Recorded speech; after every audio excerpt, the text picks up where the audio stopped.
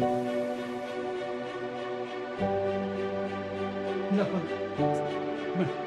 One.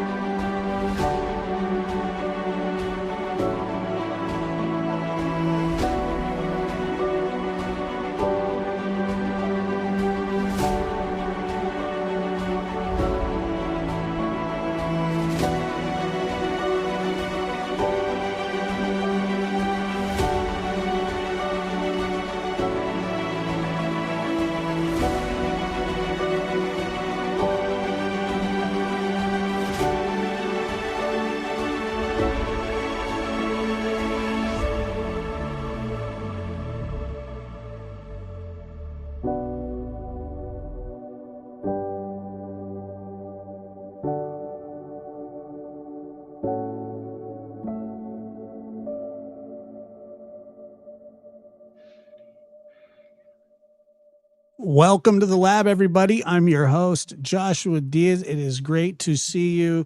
Great to be here. 7:07 here on the West Coast. July 20th. Got a great show for you tonight with some fantastic guests. My friends joining us. We have Chris McDonough from the interview room, retired homicide detective, but active member of the Cold Case Foundation.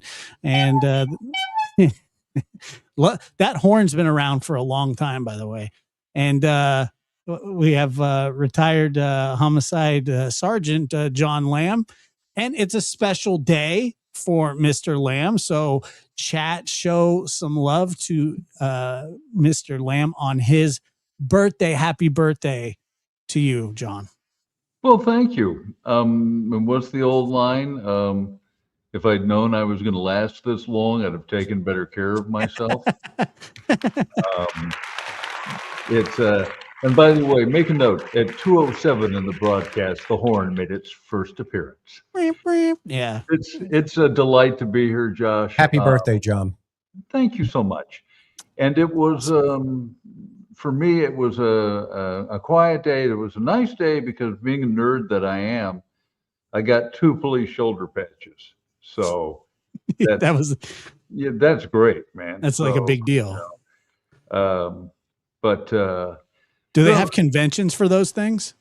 They actually do. Oh, yeah. They have conventions for everything. They do have conventions, and probably the times I've been to them, people are on the lookout for very rare or obscure patches. And to give you an idea, on the California coast, there's an island called Santa Catalina Island. The Californians will know this. And there's a city on Catalina called Avalon. And Avalon had a police department for a number of years. Basically, they were under the employ of the Wrigley Gum Company because the Wrigley family owned the island. But when the Avalon Police Department went out of existence, when it was taken over by the LA sheriffs, Avalon police patches became as desired as the Holy Grail.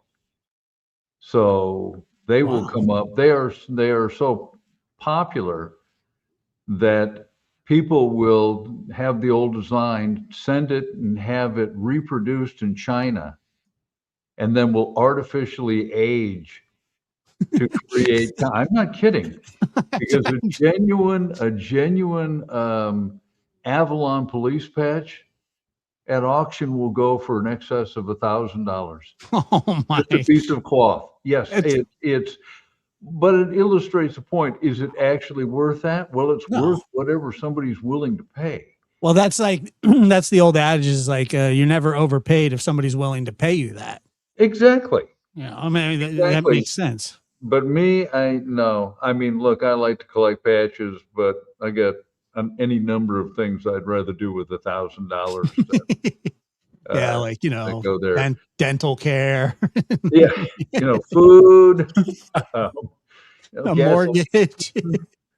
Uh, Yeah, but exactly. Depends. I'm looking forward to the question. What'd you say, Chris? Depends. Yeah. Oh, Hey, I'm going to catch the bus from the retirement community out to where you live, and I'll deal with you. Exactly.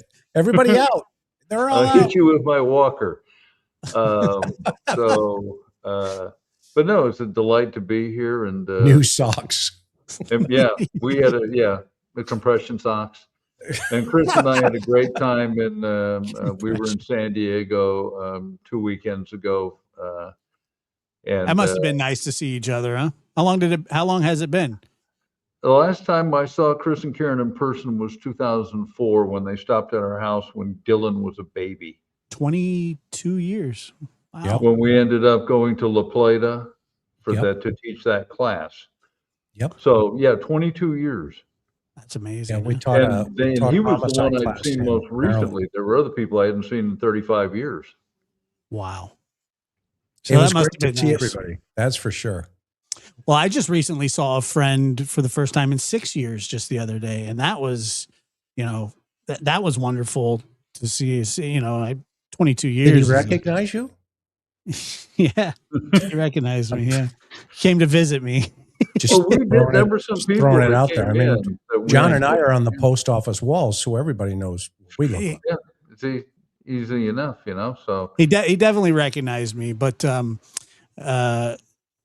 yeah, I mean, whenever you go that long without seeing somebody, and it's kind of nice because you sort of just pick right up where you left off. yes, Like it's nothing. I mean, that's how friendships are. And so, but Chris, was it nice being back in the old stomping grounds? Well, John actually had an amazing observation with the hotel we were in. oh yeah, it was in one sense enormously dislocating because when I left, it was still. I mean, Oceanside was slowly improving, but it was still a demilitarized zone.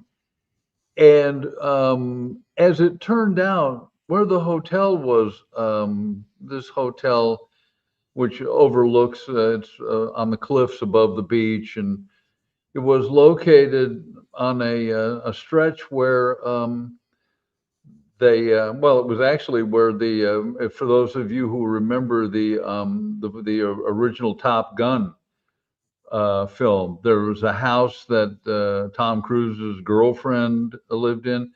Well, that's where that house was located. That was filmed in Oceanside, and it was very skillful shooting because the cameras didn't catch the meth freaks and the rummies laying on the sidewalk, and they were there. They're still there. But the very spot where we were had been the site of an armed robbery and attempt murder one night, and where the fellow we were memorializing, Jim Wood, was he and his partner were on Vice and watched this unfold right in front of them as the suspects are shooting at the fleeing victim. And the suspects were three gangsters rolling 60s out of Los Angeles, Crips. And there was a high-speed pursuit that ended in almost literally a dead end, but physically a dead end. Yeah. With everybody extending their hands out the windows saying, please don't shoot us. Because there was, by that point, San Diego sheriffs and the highway patrol. And was there a homeless problem even back then? Yes. Yeah. Do I've been a California resident my whole life, and I know you guys spent a large portion of your lives. And, it seems like everybody wants to blame like city ordinances and governors and mayors and things like that. And I'm sure some of that stuff plays in. But do you know why there's a homeless problem in California? Yeah. Yeah. It's What? called drugs. No. It's called drugs, and they come here because The weather. if they fall asleep on the Exactly. sidewalk, they're not going to die. They're Exactly not gonna freeze right. to death. Exactly. You can live outside year round and nobody's living on the street in Minnesota in the wintertime. It's just not happening. Well, exactly. And this is the area when Chris and I were working the streets the first time around in the early 80s. We would have people that would come in, and there was a rescue kitchen that fed them 2 meals. There was a plasma center where they could go sell their blood and rest easy if you were getting that blood. But they would, they'd sell their blood. They'd collect aluminum cans and redeem them, and they lived a hand-to-mouth existence. But for many of them, they didn't find this onerous. That Sure. This was a lifestyle. We used to call them urban nomads. Yeah. And there's nothing pejorative about that. They were living a nomadic lifestyle, but doing it in an urban setting. Right. Yeah. And it's, San Francisco has such mild weather, as well. And so LA, San Diego has wonderful weather year round. Where I live, it doesn't snow where I live. And, it's like 65, 70 year round. Like it's like a constant. So yeah, I mean, the weather has a lot to do with it, but I'm sure you guys dealt with it constantly down there. And did you see a lot of it when you were down there again? Yeah, I mean, it's still there. There wasn't much of it. And for starters, a lot of the places that previously existed where they could do that, it's all built up. Yeah, there had been an abandoned small amusement park called Pacific Playland, which when we were there, it was where the transients and homeless slept. People went and used drugs there, and it was also the place if you couldn't come up with enough shekels for the Motel 6 with your partner from the bar and you wanted a romantic evening, you found a section of plywood in Pacific Playland, diehard romantics that they are. And that was gone, replaced by another 5-star hotel. And I mean, I thought I was in an alternate universe when I discovered that there was a restaurant down there with a Michelin star. If somebody had approached me in 1982 and said, you know what, Officer Lamb, there's going to be a hotel there where it's going to cost you $650 a night, and there's a restaurant there with a Michelin star, I'd have said, dude, back away from the psilocybin mushrooms. Okay, you are in la la land. Sure. But it's all there. And so it was dislocating to drive around and see how completely different it was. But and that all goes to the guy we went to pay tribute to Jim Wood. He was the one that ramrodded it through. He moved past the talking and did it. But cops have what we call a psychic map of a city. So I don't care whether there's a new building there. I drove around with one of my old partners, Dan Ahrens. And I mean, it probably sounds creepy, but we drive along and go, I remember the murder we worked there. Hey, remember the dude that got shot there, but he lived? And we did that throughout the city. Yeah. So whether there's new buildings there for old cops, there is still this internal map in the brain and in the heart where we remember all the awful things we saw. Some of the funny stuff we saw. Abby Normal. I see this. It's Norm Bell Sterling. Well, and Chris, I was gonna just say to you, because I did talk about this on the show. Was it Friday? I think I did with Friday with Dr. Gary. Was that so? It is official. My dad is paroling within just a matter of days. So so the governor approved it. He ignored it. Of course he did. He ignored it. He didn't even.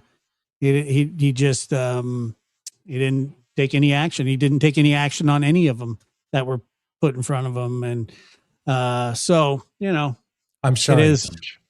Yeah, that's a damn shame. I'm sorry to hear that, Josh. Yeah. Well, it's, there's nothing more that I can do about it, other than, protect my family and, make sure that, they're safe and that he's not allowed to come, near us, which we have a, I mean, these are obviously like papers and things like that, but we have a lifetime protection order and you know, proximity restrictions and things like that. And, he's going to be felony parole for basically the rest of his life. And so, it's not going to be easy, for him, but, it's just a saga that's sort of played out, over the time that I've been, here on YouTube and the show that I've talked about. And, we had a good run of, keeping them in, and we just, I think we just sort of ran into a brick wall because it's happening everywhere that there's, mass exodus of prisoners being let out, and it's happening all over the country, including New York. It's happening in Florida. It's happening here in California, and I would not be surprised one bit to see an uptick in violent crimes when you're letting murderers back out on the street. It just doesn't seem like a good idea to me. No matter the age, they take this, they talk about this age thing. They always, it's the age, you don't have as much, they talk about testosterone. They don't have as much testosterone in their system. They don't. And it's just like, are you guys out of your minds? We're talking about testosterone. Well, that's a big factor in violence. And it's just like, you don't know who first of all, they don't know what they're talking about. And second of all, they don't know who they're talking about when they do this, and like I said, I've been having conversations with other people that are in similar situations like me, who were fighting these things and, no avail. It's just that they're just, really, there's a lot of really, devastated people, that, like 55 is the new get out of jail free type thing, even for violent criminals. At 55, they feel that, you're not nearly as much of a threat to society as you were in your 20s and 30s. Well, you also become, unfortunately, Josh, as far as the states are concerned, you also become more costly because Oh, you begin to have the medical problems, and so they don't want to pay the medical. Yeah. So, well, and the worst part about, I would say the worst part, but one of the worst parts about this is that, I'm the point of contact for everything. And, I get that phone call on Friday, they give me a release date and I have to basically break the news one by one to each one of my family members. And, that's just, Are they going to put him in the Vine program? You know what the Vine program is? No, I don't know what that is. It's a notification program for victims and witnesses. Yeah. Yeah. I didn't know that's what it's called, but yes, he's on it's really strange. And like I said, I can give you more details off the air, but he'll be on a blackout program for quite some time. Where's he going for relocation? Where are they going to put him? San Francisco. Okay. And so how far is that from you? It's like 4 or 5 hours. I mean, he's like 2 hours from me right now. So he's actually going further away. Okay. But is he going into obviously a transition house? Yeah. Yeah. Yes. I think it's at least a 2-year transition house where everything, is like supervised with like guardians and, all kinds of stuff. It's really though, it's not even that like, sure. I know, right? It's just not fair. That's what it comes down to right. Me. I have a major problem with him getting a second chance at life on the outside. I have a major problem with it. It's not from hate. It's not from anything like that. It's just not, I know, life's not fair, but I mean, at least like the justice system should have some sense of fair. I mean, my mother doesn't get to come up for parole. She doesn't get a second chance. And then he's got a surviving victim that he shot out in the world that he tried to kill. So none of that makes any sense to me. But like I said, I'm not the only one that's having to deal with this stuff. There's a lot of us that have been in contact, and basically everybody got ignored. Everybody, like just a whole batch of people. So they're how old were the parole board? like 30. There's your answer. I know. Yep. Yeah, I do. Yeah. I got into it with him a couple times. The participation trophy generation. Yeah. Yeah. She felt, one of the commissioners felt extremely bad. What's her name? I don't remember. I could tell you though. I'll find the paperwork. Yeah. Let's tell the world. Yeah. She was a real peach. I got to be honest with you. So, but we're going to maintain, and we're going to keep doing what we're doing in life, and not let this, set us in a bad direction. I've tried to make Do you have any varmint spray? Yeah, I do. I have plenty of it. I have plenty of it. Yeah. So we're solid. I tell you that. I've got 3 varmint sprays. Yes. Yeah. Yeah. Those little critters, they come out of everywhere. Raid. Yeah. So exactly. So that's just where we're at. And like I said, I can give you more information, but it's happening, and which is sort of what I thought was going to eventually happen anyway. And that's unfortunate, but it is it's sort of how the justice system works. Yeah, Buddy's not happy about it either. He's not. He is not. He's very pissed off. Yeah. What was the line I heard one time, Josh? Justice is not an outcome; it's simply a system nowadays. Yeah, no question. There's no question about that. I've really learned that, and that's why that Corey Richins case where that judge threw the book at her and said, "This is so your children don't have to deal with this when they get older." I was so jealous of that situation.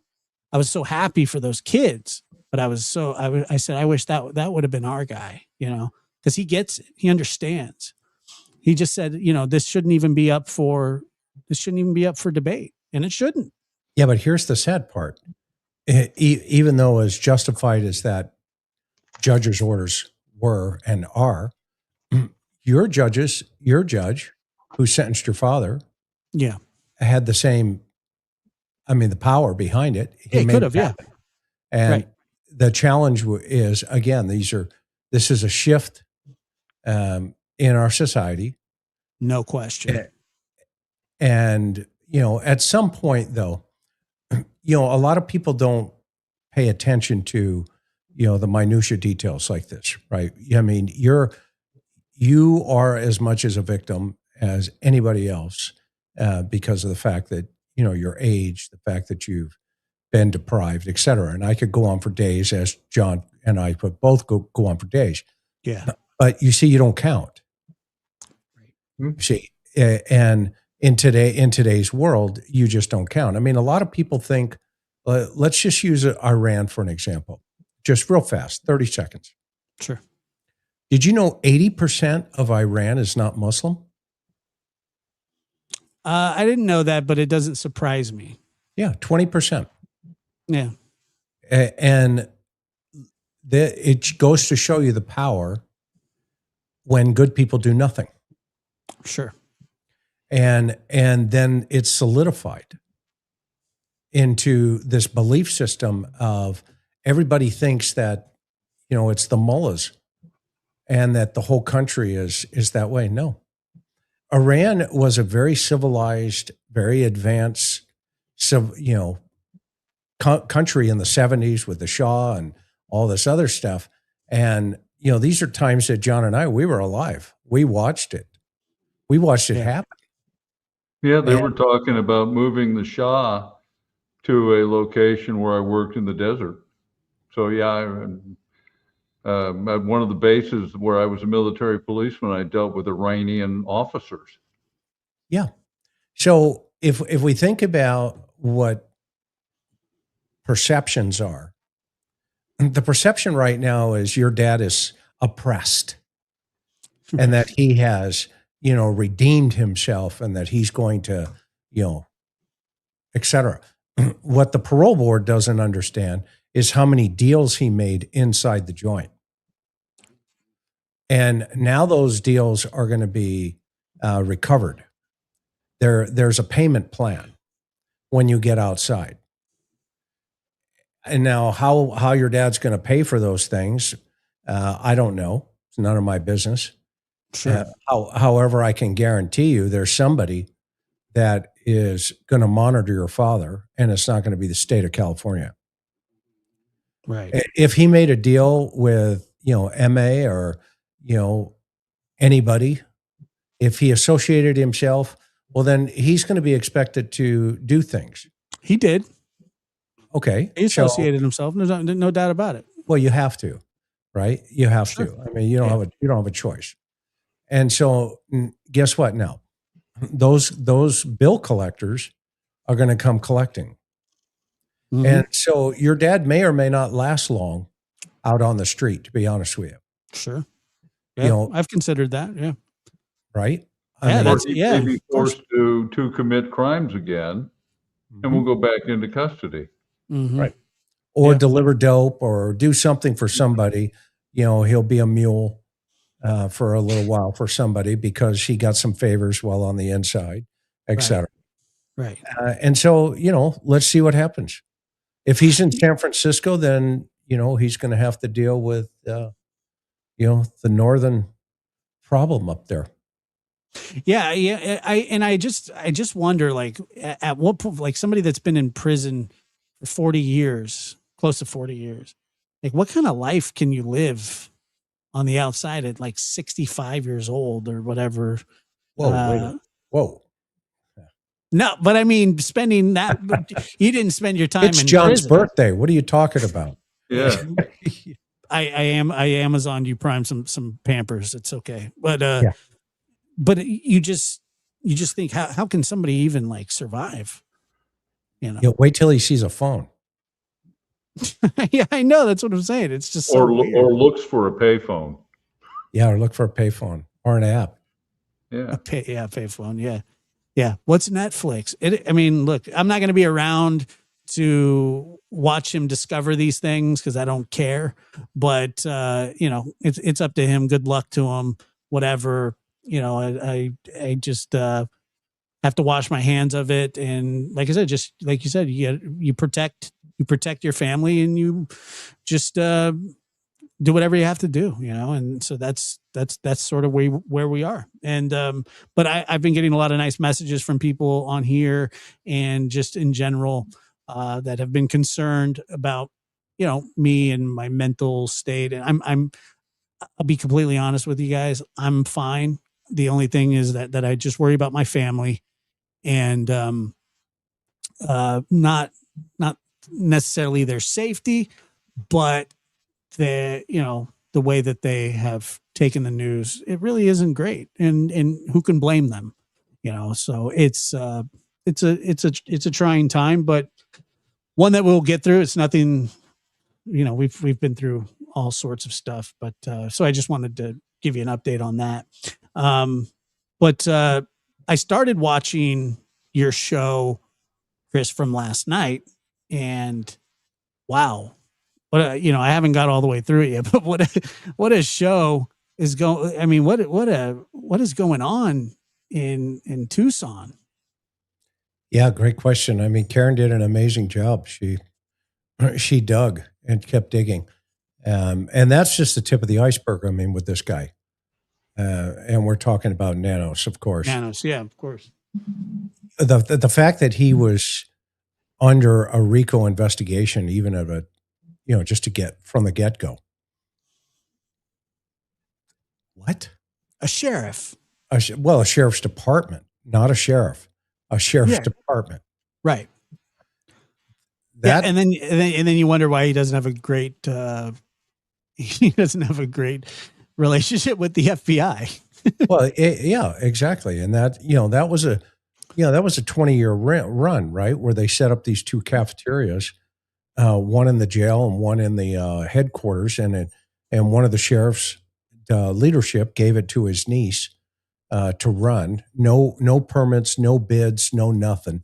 Just, hey, by the way, we own these two things now because they use asset seizure funds to open both of the restaurants, and they never reported it to the federal government. They ran it through a civilian reserve program, basically through their account. To conceal it. Yeah, to conceal it, which was a nonprofit, to conceal it. And, you can't make this stuff up. But they were still there when Nanos, took over, and he let it run for 5 years, knowing fully what was going on. And then they find out that he was using some of the money for parties, for trinkets, for, gigs, all kinds of stuff, crazy stuff. And, they didn't do anything. One guy got indicted, 7 felony counts, but they pled him out to 3 misdemeanors. Okay. The second guy, the main guy, ended up taking his own, unaliving himself. And Nanos skated away and just waved at everybody like, yep, did it again. How does he do that? I mean, it seems like he does it because of people that let your dad out the door. Right. Yeah, exactly. Exactly right. That's how he does it. And that there is a common denominator in every one of these types of problems. And you know what? You don't have to be a rocket scientist to figure it out. And, John, we were talking before, the local press does not pick up on this at all. Well, and that I find, well, on one hand, I find stunning because I used to work with genuine journalists, and they would have been on top of a story like that.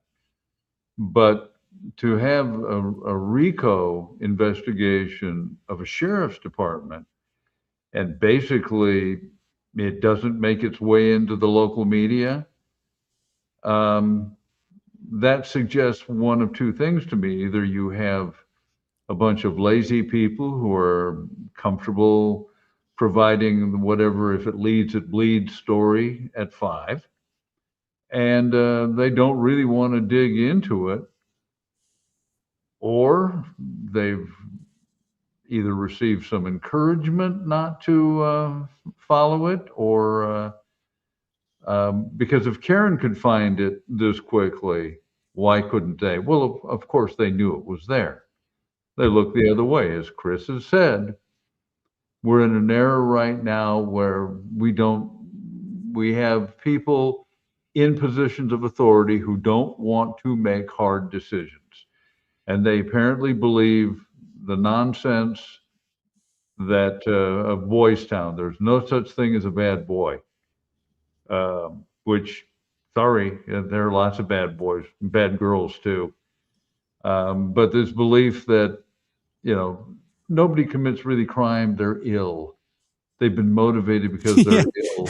Well, and let me tell you where that comes from. In the Soviet Union, you didn't need to be convicted of a crime. You were found you were ill, and you were sent to a facility to be. So there's. I'm not suggesting that the birthplace of this sort of thinking is the Soviet Union, but there is a tendency to not view outrages like what happened to your mom as crimes. The person was ill because only a crazy person could have done that. And we know better. Yeah, but even if they are crazy, then they have to pay for their, mistakes. Like, being crazy to me isn't this is just my personal opinion, and I'm sure there are people that disagree with me, and I don't care if you do or not. I don't think it's a mitigating factor. I just don't. I think it's a bunch of crap. And now we have, kids in school that cuss their teachers out, throw their cell phones and knock stuff off teachers' desks. I mean, when I went to school, that would never happen. Or shoot them. Remember the youngster? Yeah. And the school district ignored all of the warnings from the teacher. Right. It's Yeah, everybody's got an excuse of why they have bad behavior, and it's like, that was another thing that people would say about me when I was a kid was, wow, he's such a nice kid. Even because of what happened to him, it wouldn't surprise me, or it's surprising that he doesn't have more issues because of what he went through as a kid. So like almost like a built-in excuse. And you're just going, well, I guess you could take it that way, or you could just try to do what's decent and be like a decent person. I know being raised by people that aren't good people makes everything more difficult, but at some point you become responsible for yourself. At some point, right and wrong is pretty self-explanatory. I mean, you're not supposed to cheat and steal and, hurt people. That goes without saying. And so, I never really understood.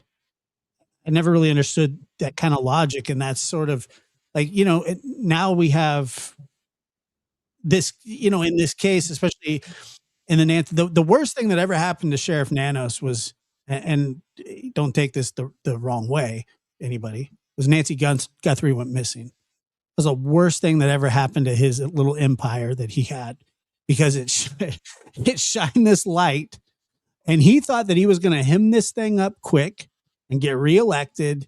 And, hey, we're going to, nothing to see here. We're a proper department that goes by the book. We work with the FBI. I've never been, our sheriff's department's never been investigated for RICO activities. And I've never hit anybody in the head with a flashlight while they were handcuffed in the back of all these things like that. All of those should be disqualifying factors for somebody to run a county. And I don't think people really, and Chris, I'll let you talk here, but I don't think people understand how powerful a sheriff is. They are very powerful. They run the county. They're the top law enforcement official in the county. They can squash things. They can investigate people if they want, just for fun. They can shut police departments down. And do everything. And so there might be a reason why people that live in the county don't investigate them. Well, we're on a collision course with ourselves. And I mean, let's just be honest. That's one of the things that Karen and I have made a commitment, is to just say it the way it is.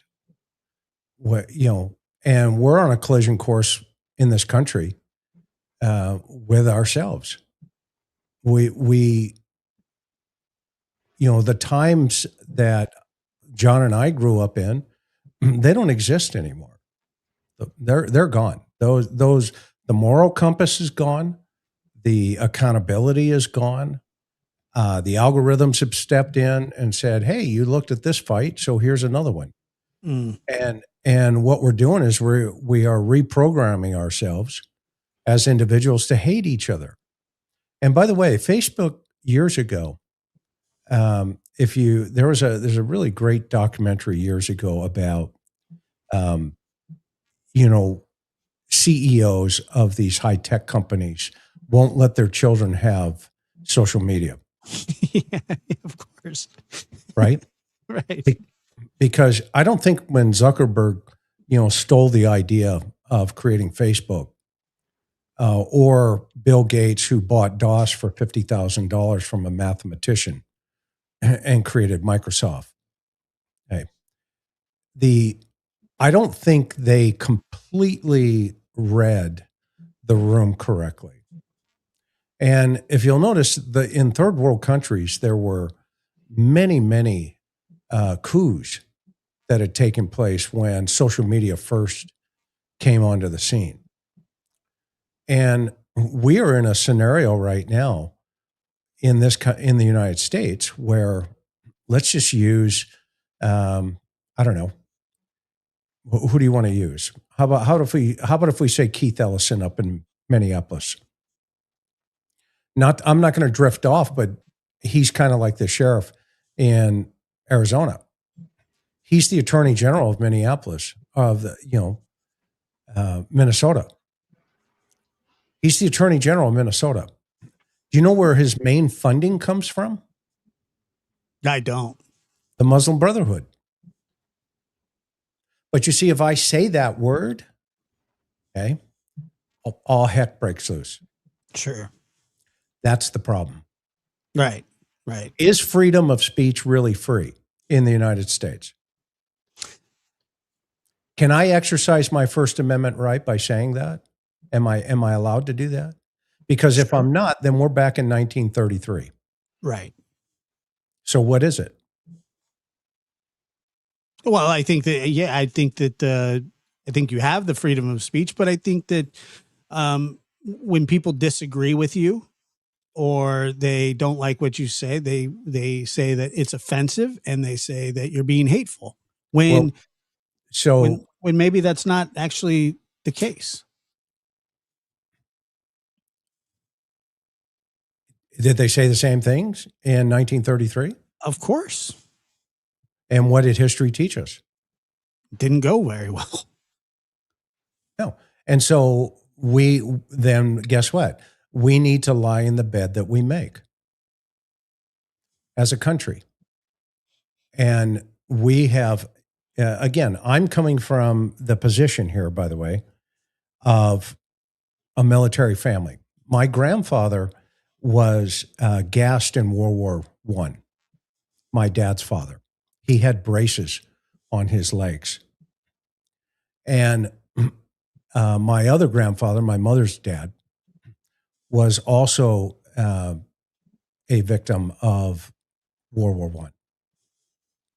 So I never knew my mom's dad, my grandfather on my mother's side. And my father left his home because my grandfather on that side used to beat him with his crutches and his braces. And my dad joined the Marine Corps at 16. And he fought in World War II, Korea, and Vietnam. And he was one of 15 guys that came out of the Chosin Reservoir in Fox Company. And those Marines out there will know what I'm talking about.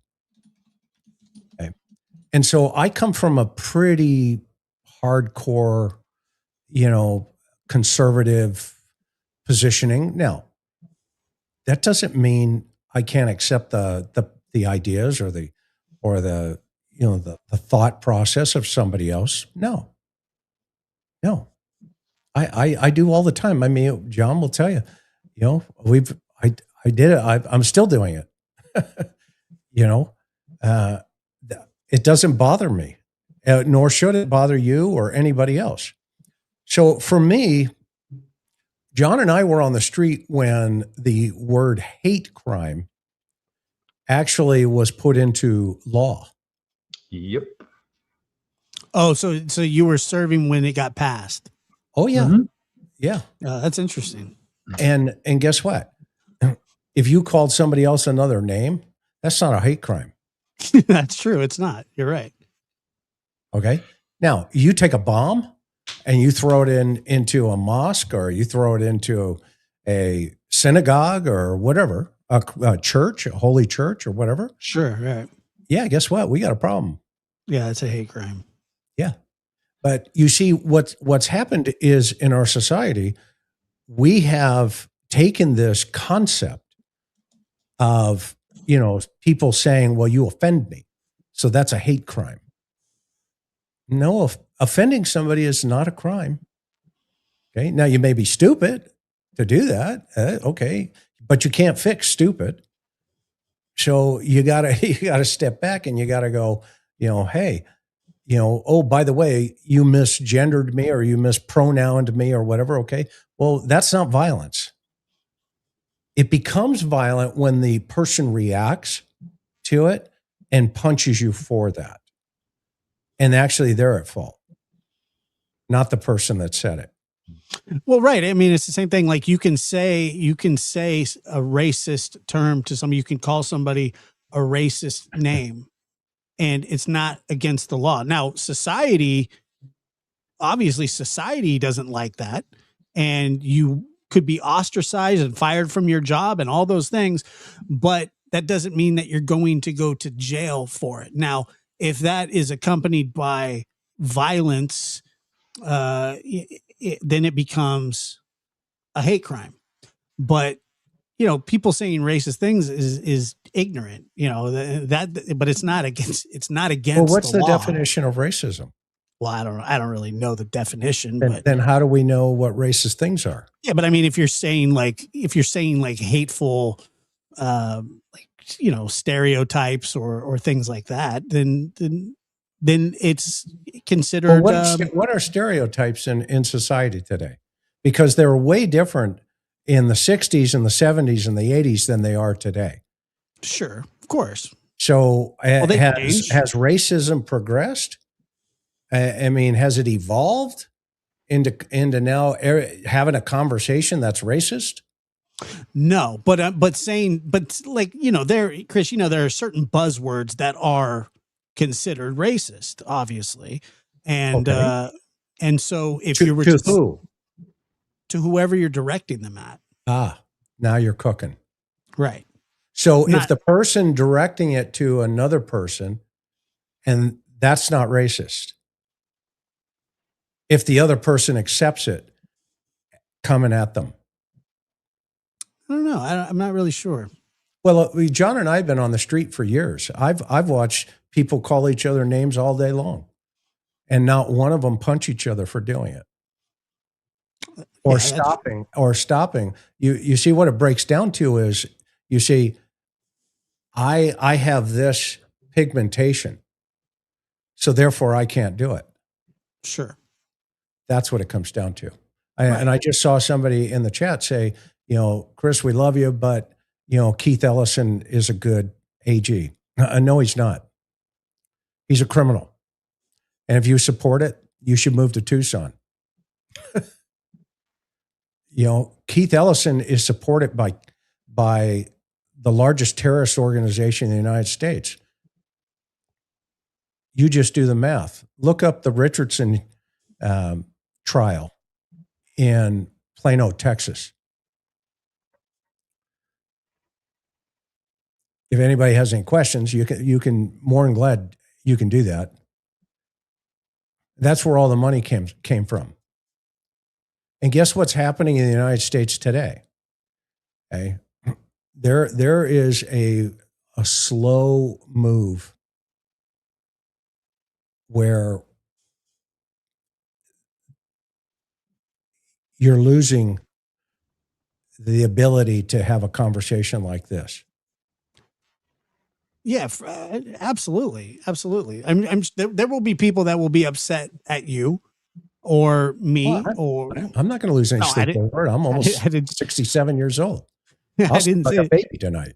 I didn't say that you were. I'm just saying that having an open debate or an open conversation with people like that's really where, that's the essence of free speech, is talking and debating. And, Chris, you and I don't always agree on everything ever. We've argued on this show. We've argued on your show many times about things, but it's always been out of respect, and it's always been with love. I respect what you say, and you respect what I say, and we don't always agree with each other. And I think that that's probably pretty healthy in general. But I could tell you that I'm never offended by you.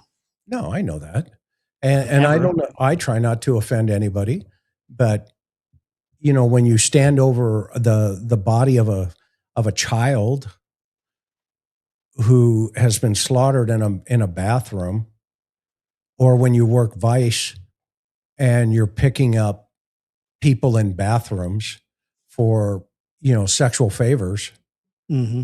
and you're wearing a wire, okay, you're not entitled to an opinion. Right. When you go to a bathroom and there's two other dudes in there and there's little girls in there, and you go, what the hell are you doing in here? Over. I used to pick you up in the bathroom down at Betty's lot wearing a wire. Why are you here? You see, and from everybody says I'm wrong. When nobody wants to ask the question, well, why is he in there? Why is that person in there? And why is everything always revolve around sex? What is That's this? a great question. That's a great question. Biological machines. People are driven by it. Look what Captain Jenks said. You should have tased him. I did tase them. We didn't have taser back then. I hit one guy hard, so hard. One night, I put the seal of the state of California in his forehead. He was sitting on a toilet, and it solicited me. And back then, you need lewd and lascivious conduct in a public place. Wait, he solicited you, like, so you weren't dressed up or anything? No, it was 647A. Is the penal code section, and so you need a solicitation for a sex act, okay, and then you need a public place that you're going to complete that sex act. And at that time, you would go into the bathrooms, That's terrible. at the beaches or wherever they wanted to meet, and you'd meet there, and you'd wear a wire, and you'd get in there, you make your deal, and you say, okay, we'll go over there and wait in stall number 3. You see, the public doesn't want to talk about that. Right. But that's what law enforcement does every single day in this, around the country. Okay. But instead, we want to go to the Dairy Queen shows, okay, and bring our children there. Meanwhile, these guys, they don't care. Okay. We are serving our children up. And this is where I really get passionate, but I'm going to block it because you asked me to earlier. You didn't ask me, but I'm going to stay away from it. No, I got you. But the fact is, okay, we are blurring the lines. You can't. Let me tell you one experience that I had coming home. I had landed in San Diego. I was on a business trip, and I walked to the nearest bathroom to go to the restroom, and I saw the multi-signs. This is right after California changed the laws. You know who I thought about? Matthew Check. Yeah, that was an easy one to guess. And I thought to myself, holy crap. Holy crap. Yeah. What are we doing to our children? What are we doing? And when do we become no longer a civilized society? Yeah. Yeah. Well, and you come with, you and John both, you come from a unique perspective because you've had to deal with all of these things that most of us have never had to actually deal with or confront or see on a daily basis. I mean, there's evil in this world that is dealt with every day that people don't see, and ignorance is bliss. But if you say something, if you have a unique perspective about something, it comes off, people tend to say, well, that's hateful, but it's not hateful if you're being honest about it, if you're telling your perspective. Right. What's hateful is a 9-year-old little boy using the restroom. Right. Exactly. And getting his throat slit. And then the suspect fleeing to a hotel and watching pornography for over 2.5 hours because he got a sexual charge out of it. That's hateful. Yes. Where anybody can come at me and say, call me names or whatever. I care less. People call you names? I guess. Okay. I like to be prophetic in nature in terms of suggesting that at some point you're going to get hate mail. Okay. And Okay, I'm not trying to do that. I'm just being honest.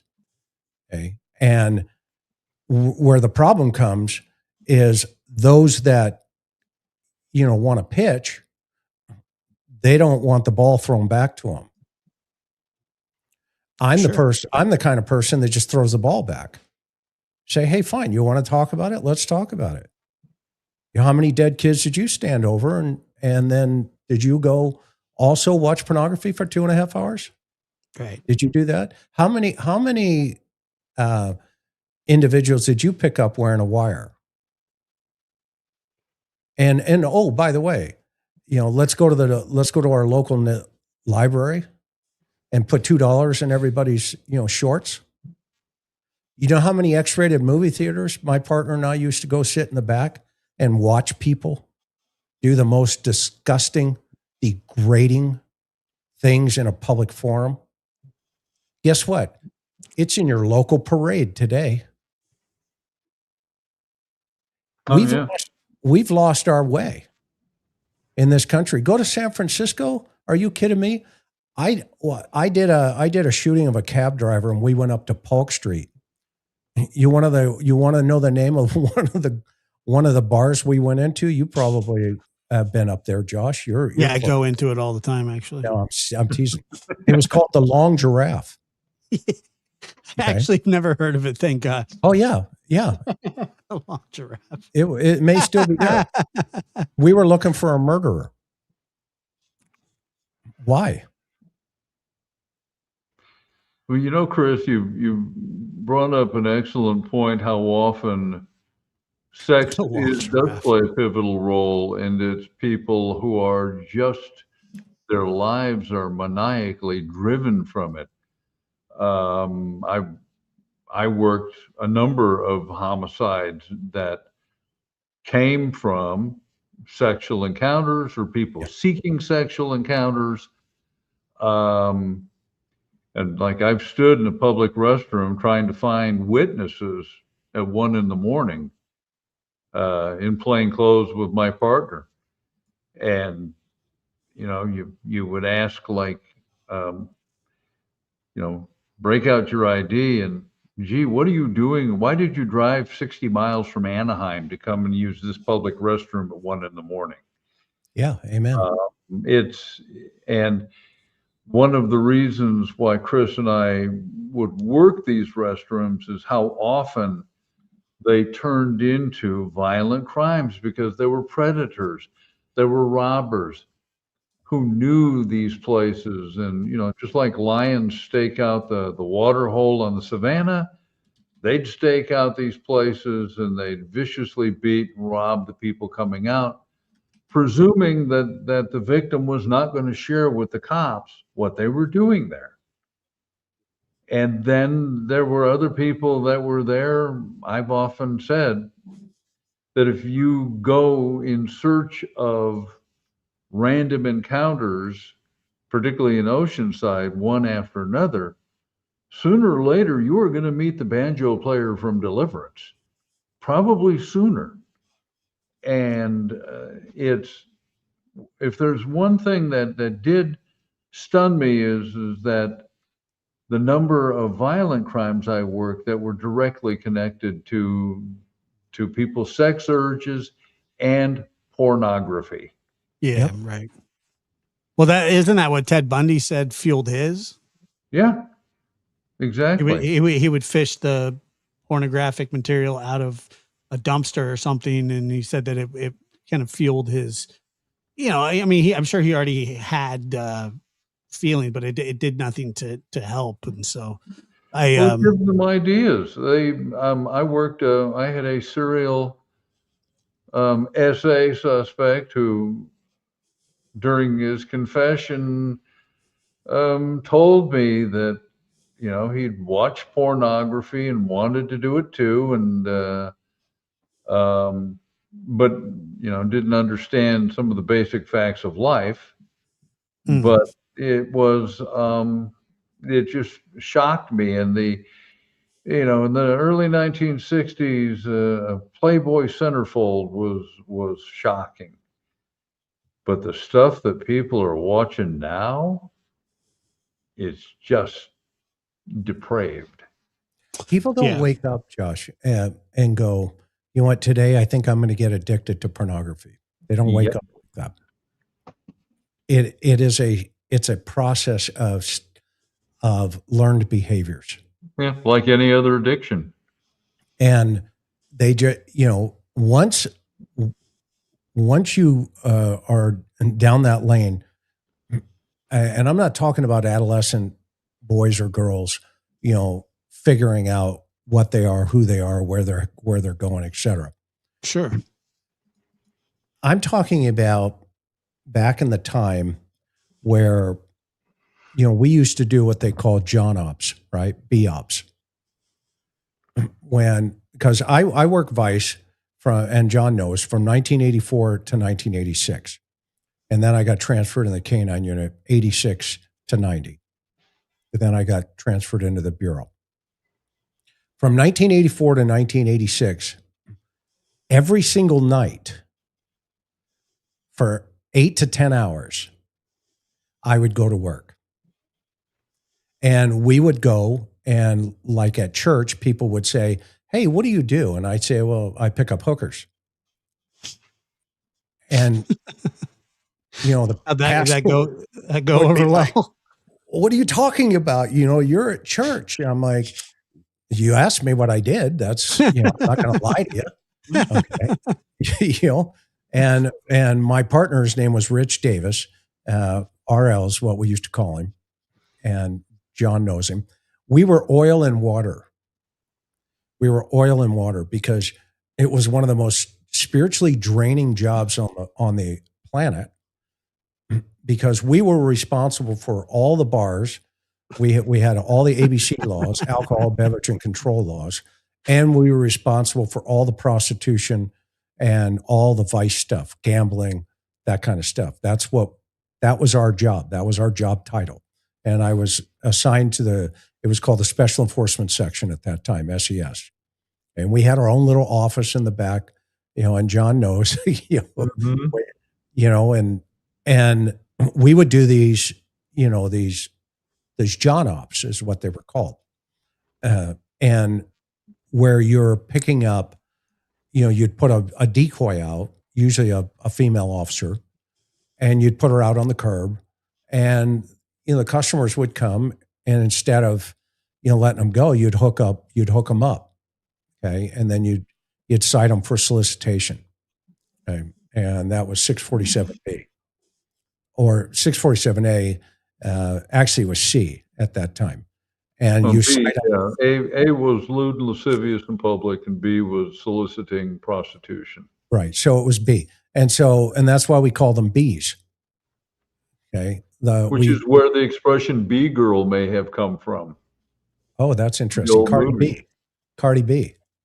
I just thought about that one. She was a hooker. Yeah, I know, but I think her name, I think she said that she got her name from like the Bacardi liquor brand. Well, probably not. But that's just what I heard. But I could care less where she got her name from. She probably had a combination of both. Now, here's the interesting part. I was always the guy, that the girls would go, I want to talk to McDonough. They didn't want to talk to They called you, though. No, McDuff. McDuff. I need to talk to McDuff. Yeah, man. Man, hey, baby. How you doing, baby? How you doing tonight? How you doing? Hey, McDuff, baby. I got to tell you something. What's up? But you'd pull them aside, and here's the interesting thing about it. Okay. Here's the interesting thing about it. 98% of those girls have all been victims. Sure, oh, God, of course. Yes. Every one of them. Of course. And today's human trafficking is just a rebranding of prostitution. That's what it is. Every girl that I've ever talked to, and we've sat down and we've had a, how did you get here conversation? Okay.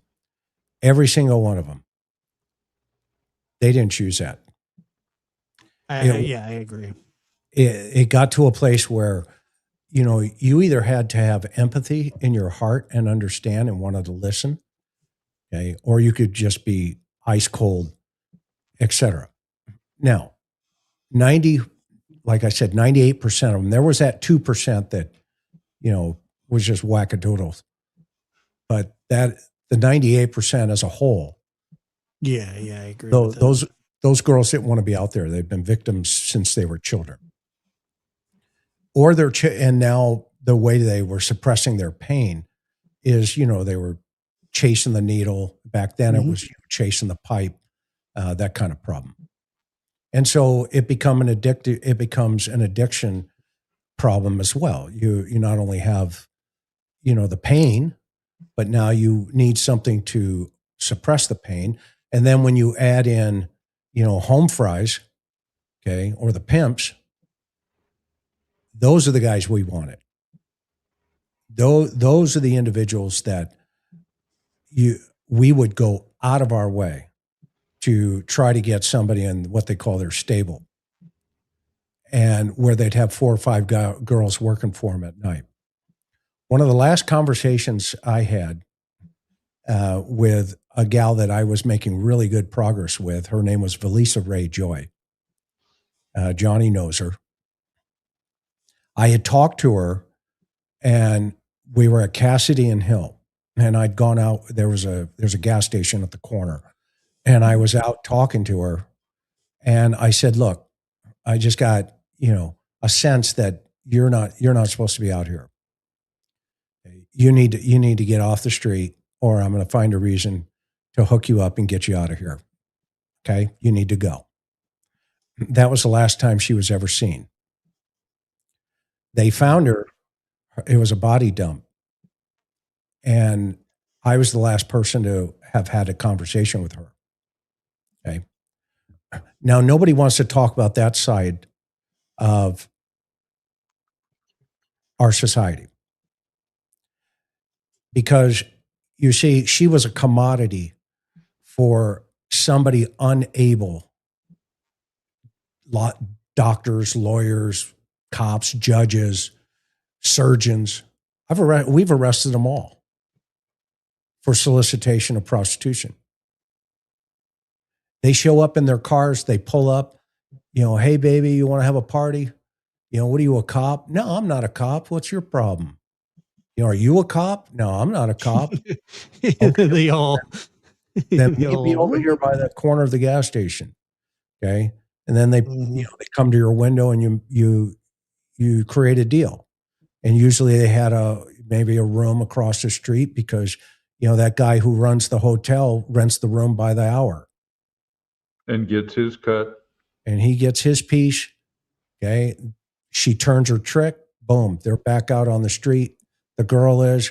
And now she has to turn that money over to somebody else. Doesn't make a penny. Right. Okay. Not a penny. Okay. That's a vicious cycle. And guess what? It happens in the straight world. Listen carefully. In the straight world and in the gay world. It's a circle. And did you know, a lot of people don't know this, but I'll tell your audience, there's what they call the circuit. And in the circuit, it starts in San Diego County. I'll just use San Diego County. Initially, it starts in TJ. And if you can make it across the border, then it starts in San Ysidro. And then it hops to the military bases, going up the entire western seaboard, all the way up to Whidbey Island in Seattle, above Seattle. And then it hooks back over into Portland, and then it drops back down, okay? And it kind of takes the interior of the country, wherever the military installations are, 29 Palms, yada, yada, yada. And then it drops back down again into San Diego, 32nd Street. As an example, you would hook a girl up on a Friday night for solicitation. Back then, you'd OR them, or you would book them and visit it, depending on if you wanted them off the street or not for the whole evening. When they were out in the morning, they left. And they would go to San Clemente. What did you call that? What was it that you called it? It's called the circuit. Yeah, they actually, I know what you're talking about, but it's sort of called also now, they call it the track. Yeah, well, it's the same thing. Same thing. Yeah. Yeah. And because I've heard of that before, but it's like it used to be called like pimping, you put people on the track, but it's sex trafficking is what it is. Yes, exactly. And we would get on a weekend, you'd see a whole bunch of new girls come in, and you knew they had come up from San Diego. You get 30 or 40 new girls. Yeah, right, on the streets, and you would do what was necessary to encourage them to leave. Because if you've only got a couple of vice guys working, and the other thing Chris pointed out was when he talked with that regrettable case, working patrol and even as a detective, I dealt with a number of the prostitutes, and I told them, you're not living a good lifestyle here, but you also need to let me know if you've got any super deviant guys out here. You need to let me know, because absolutely independent of whether you're breaking the law or not, that doesn't mean that some homicidal maniac doesn't get a free shot at you. Yeah, and a lot of the times too, you run into these young ladies, and sometimes they're even kids, and you warn them, say, hey, you need to get out of this lifestyle because it's dangerous for you, and then you might find them in a trunk like a month later, somewhere. Exactly. I'm sure it happened all the time. You would do that, or you find out, like you'd hear from San Diego sheriffs that her body was found near the wild animal park, or down in Porterville, which was the informal name for a section near the border where a serial killer with the last name of Porter did body dumps down there. So we would have prostitutes that would go missing, and some of them still haven't been found. Yeah. Yeah, there were 42 body dumps, and most of those were all prostitutes. The track is just what the terminology, the track, that's been around for years. Yeah. What that means is you're in the program, basically. They turn you, and now, you're on the track. Okay. The circuit is the destination within that track. So they move from, tourist spots, military bases, et cetera, et cetera, et cetera. And so they're constantly moving. And then they'll end up, up through Vegas, and then they'll drop into LA, then they'll drop into Orange County, then they'll drop back down into San Diego County, mostly Imperial Beach and or El Cajon Boulevard. And then, because we used to switch, right? Detectives, we would put our detectives, females, mostly officers, on the street.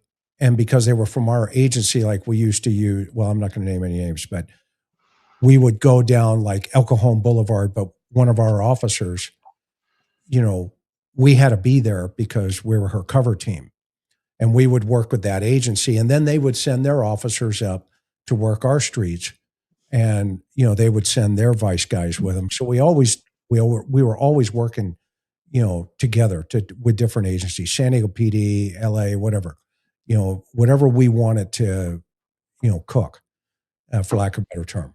And with the bottom line where I was going here was this moral compass that for some reason it became solidified inside of me, when you're talking to, like, you're the victim of a father who killed their mother. Yeah. Okay.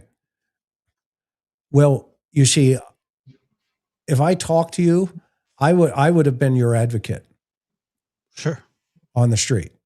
Okay. And that's how I am as in my human condition for some reason right now in my existence here on the earth. I mean, God gave me the breath of life again today. I can't figure it out why yet, but maybe it's to have this conversation. And if he takes me out tonight, well, guess what? I had the conversation. It's on YouTube. Then you guys can figure it out. Sure. Okay? From it's not my problem. Okay? My responsibility is to be honest, treat my fellow man the way I want to be treated. And guess what? It doesn't mean I have to stand there and have you slap me in the face. That's not what it means. I heard a comment yesterday about, Dr. Gary said, well, Jesus wouldn't do that. Well, actually, he killed a whole bunch of Egyptians. Yeah, that's true. That was you must be talking about the show that we did, because him and I debated about that quite a bit during that show. Yeah, I think I you're remember Jesus also I got grabbed great. a lash and lashed people out of the temple in a rage. So Yeah, it's.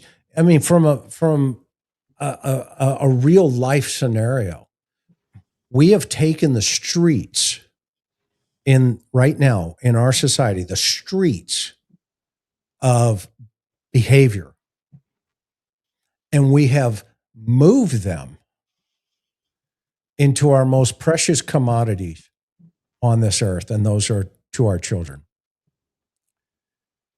There is no reason an adult should have a conversation about development with any child under the age of 18. Now, in biology class, if they want to talk about that in biology class, that's one thing. But we should not have communities. We should not be having parades. We should not be having flags. We should not be having any of this. If you want to do all of that stuff, good for you. Go for it. Okay. But my child should not have to sit in that classroom. My grandchild should not have to sit in that classroom, because there's another side of that. I can tell them the other side of that story. See, I can tell from both sides of the story. And that's what people don't like. And like you said, well, you're being mean or whatever. Okay. Well, what about them? Why aren't they being mean to talk to a 5-year-old? right. I mean, seriously though, I mean, let's have that conversation. Not you and me, just as a society. Sure. What does it take as a society before we cross that line? Where does it go? If you want to talk about it in college or whatever, who cares? Who cares? But why are we doing this to children? You know what Wesley Allen Dodd told me? God knows. He looked me right in the eyes. And I said, Wesley, what happens when you get out of here, if you ever got out? He leaned right into me. I'd kill a child. No question. Yeah. He was dead serious too. He wasn't kidding at all. That guy was evil personified. He hung a child in his closet. Yeah, I remember. And molested the body. Necrophilia. Yeah. No person on this earth can tell me it wasn't sexually driven. Nobody. Unless they sat across from him. And nobody can judge me for having that experience in my life and me having an opinion about my grandchild sitting in a local library.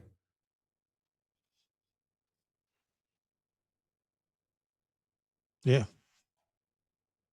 You're more than welcome to. I could care less.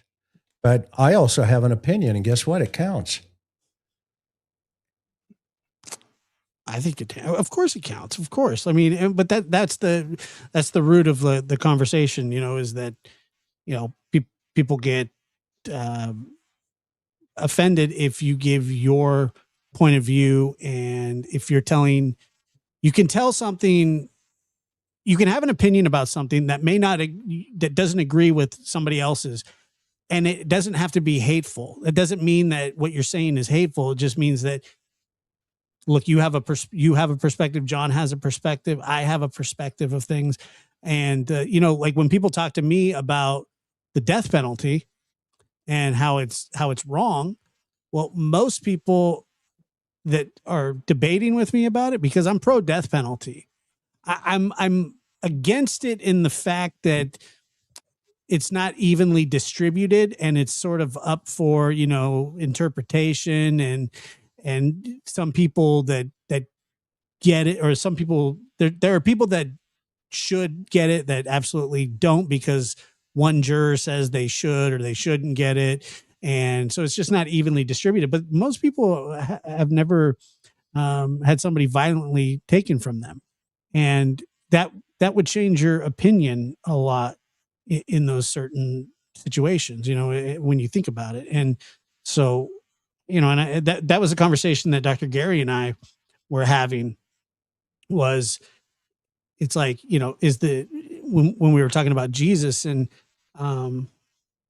forgiveness and things like that. And I'm all, like I said, I'm all for forgiveness, and I'm all for, people having the right to express how they feel about things. But that doesn't mean that, like, my opinion is invalid because you don't agree with it. Same thing with you. What is forgiveness? Right. I don't know. I honestly, I don't know. I mean, that's really.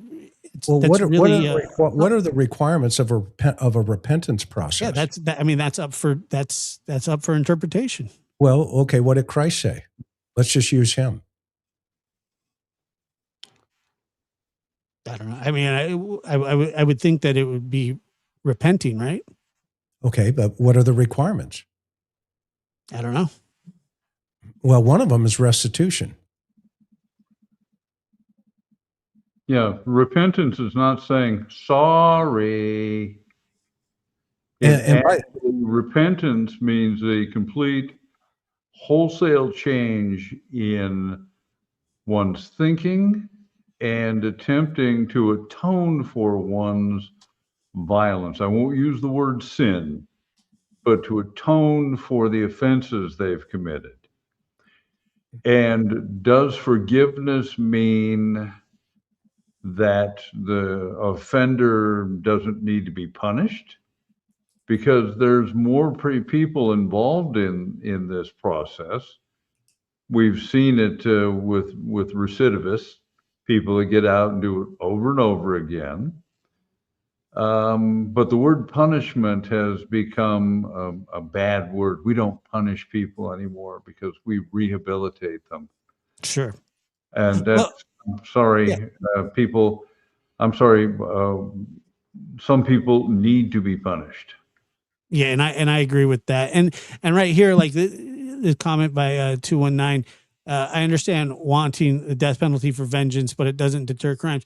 But that's the thing, is that it's not a vengeance thing, and it's not a deterrent. It's that, personally, like, I think that you can commit a crime in this world and you basically lose your spot to exist.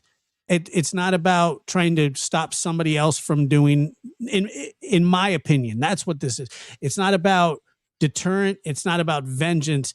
It's the currency that makes sense. It's the price that you pay for deliberately taking somebody's life unjustly, that you lose your ability to be here on on this earth. That is how I feel about it. It's not a vengeful Josh, thing. and it prevents it might deter the crime from the offender from killing again. Because how Yeah. many times have we seen offenders get out and kill again? So I would argue that it would deter that offender's crime because he's no longer in play. And let me make clear, as far as the death penalty, what I am talking about is not instances of manslaughter or second-degree murder, but where there has been a crime, where there has been a wholesale investment in committing an evil act, that the person going in knew what they were doing and engaged in it for the purpose of taking a life or sexual gratification, and particularly particularly innocent victim such as a child. I'm sorry, that person needs to be removed from play. That's my, that's my, and to be honest with you, Jan, I have no idea why you think that this conversation's inappropriate tonight. I'm the host of the show. I'm allowing it because I think it's an important conversation, and I like having these conversations with people and getting different points of view and points of views and perspectives. But if you feel like this is so inappropriate, then you don't have to watch. I'm not trying to be rude. It's just, you can listen and disagree at the same time and not cast aspersions about people's thoughts and feelings. So, but with that said, we do have some people on the line, and we're going to take a couple calls. Let's go. Yeah, and let's do it. So, Jan, I apologize if you feel like we were, but Hang it's my around, show. Jan, it gets better. It's my show, and I think I enjoy the conversation. So sorry. All right, Mike, go ahead, Mike. How are you? I'm in Harpers Ferry, West Virginia. Oh, I remember you very clearly. Just up the road from me. I know. I was going to ask you, John, if you see the smoke down there. From Canada. Yeah, we've got the smoke down here. It got suppressed with the thunderstorms we had on Friday night, but yeah, the smoke is back. So I'm really really psyched to talk to Chris and John. I wish Bob was here too, because love me some Bob, right? We love Bob. Yep. What's Bob up? Is he fishing or what is he? I don't know. Sometimes blew his knee out. Yeah. Anyway, I got notes, so I keep notes. So yeah, you guys were talking about ambush predators. That's a whole nother show, right? Yeah, actually, you're right. That you could devote an entire show to that. And then, I got my ass beat by the principal. He took me in the fucking room, and he looked up at the wall, and he had a paddle up there, and he pulled it off the paddle, and he said, "Bend over." That's I terrible. probably deserved it too, right? I bet you probably did. Well, you remember it. That certainly is. Oh, now that's a deterrent punishment. I know. And then last night I didn't get a chance to watch last night with Chris, and I woke up this morning and saw it was about Nanos. Yes, and sir. I made a comment. He needs to be relieved of his duties immediately. Totally agree. It's unfortunate, however, as an elected sheriff. I know. So I guess they get, I know. And also I mentioned to Dr. Gary the other night, and also Josh, that Tucson is the biggest corridor of drug and human trafficking in the U.S. Yeah, that's Nanos, one of them. Nanos is the sous chef.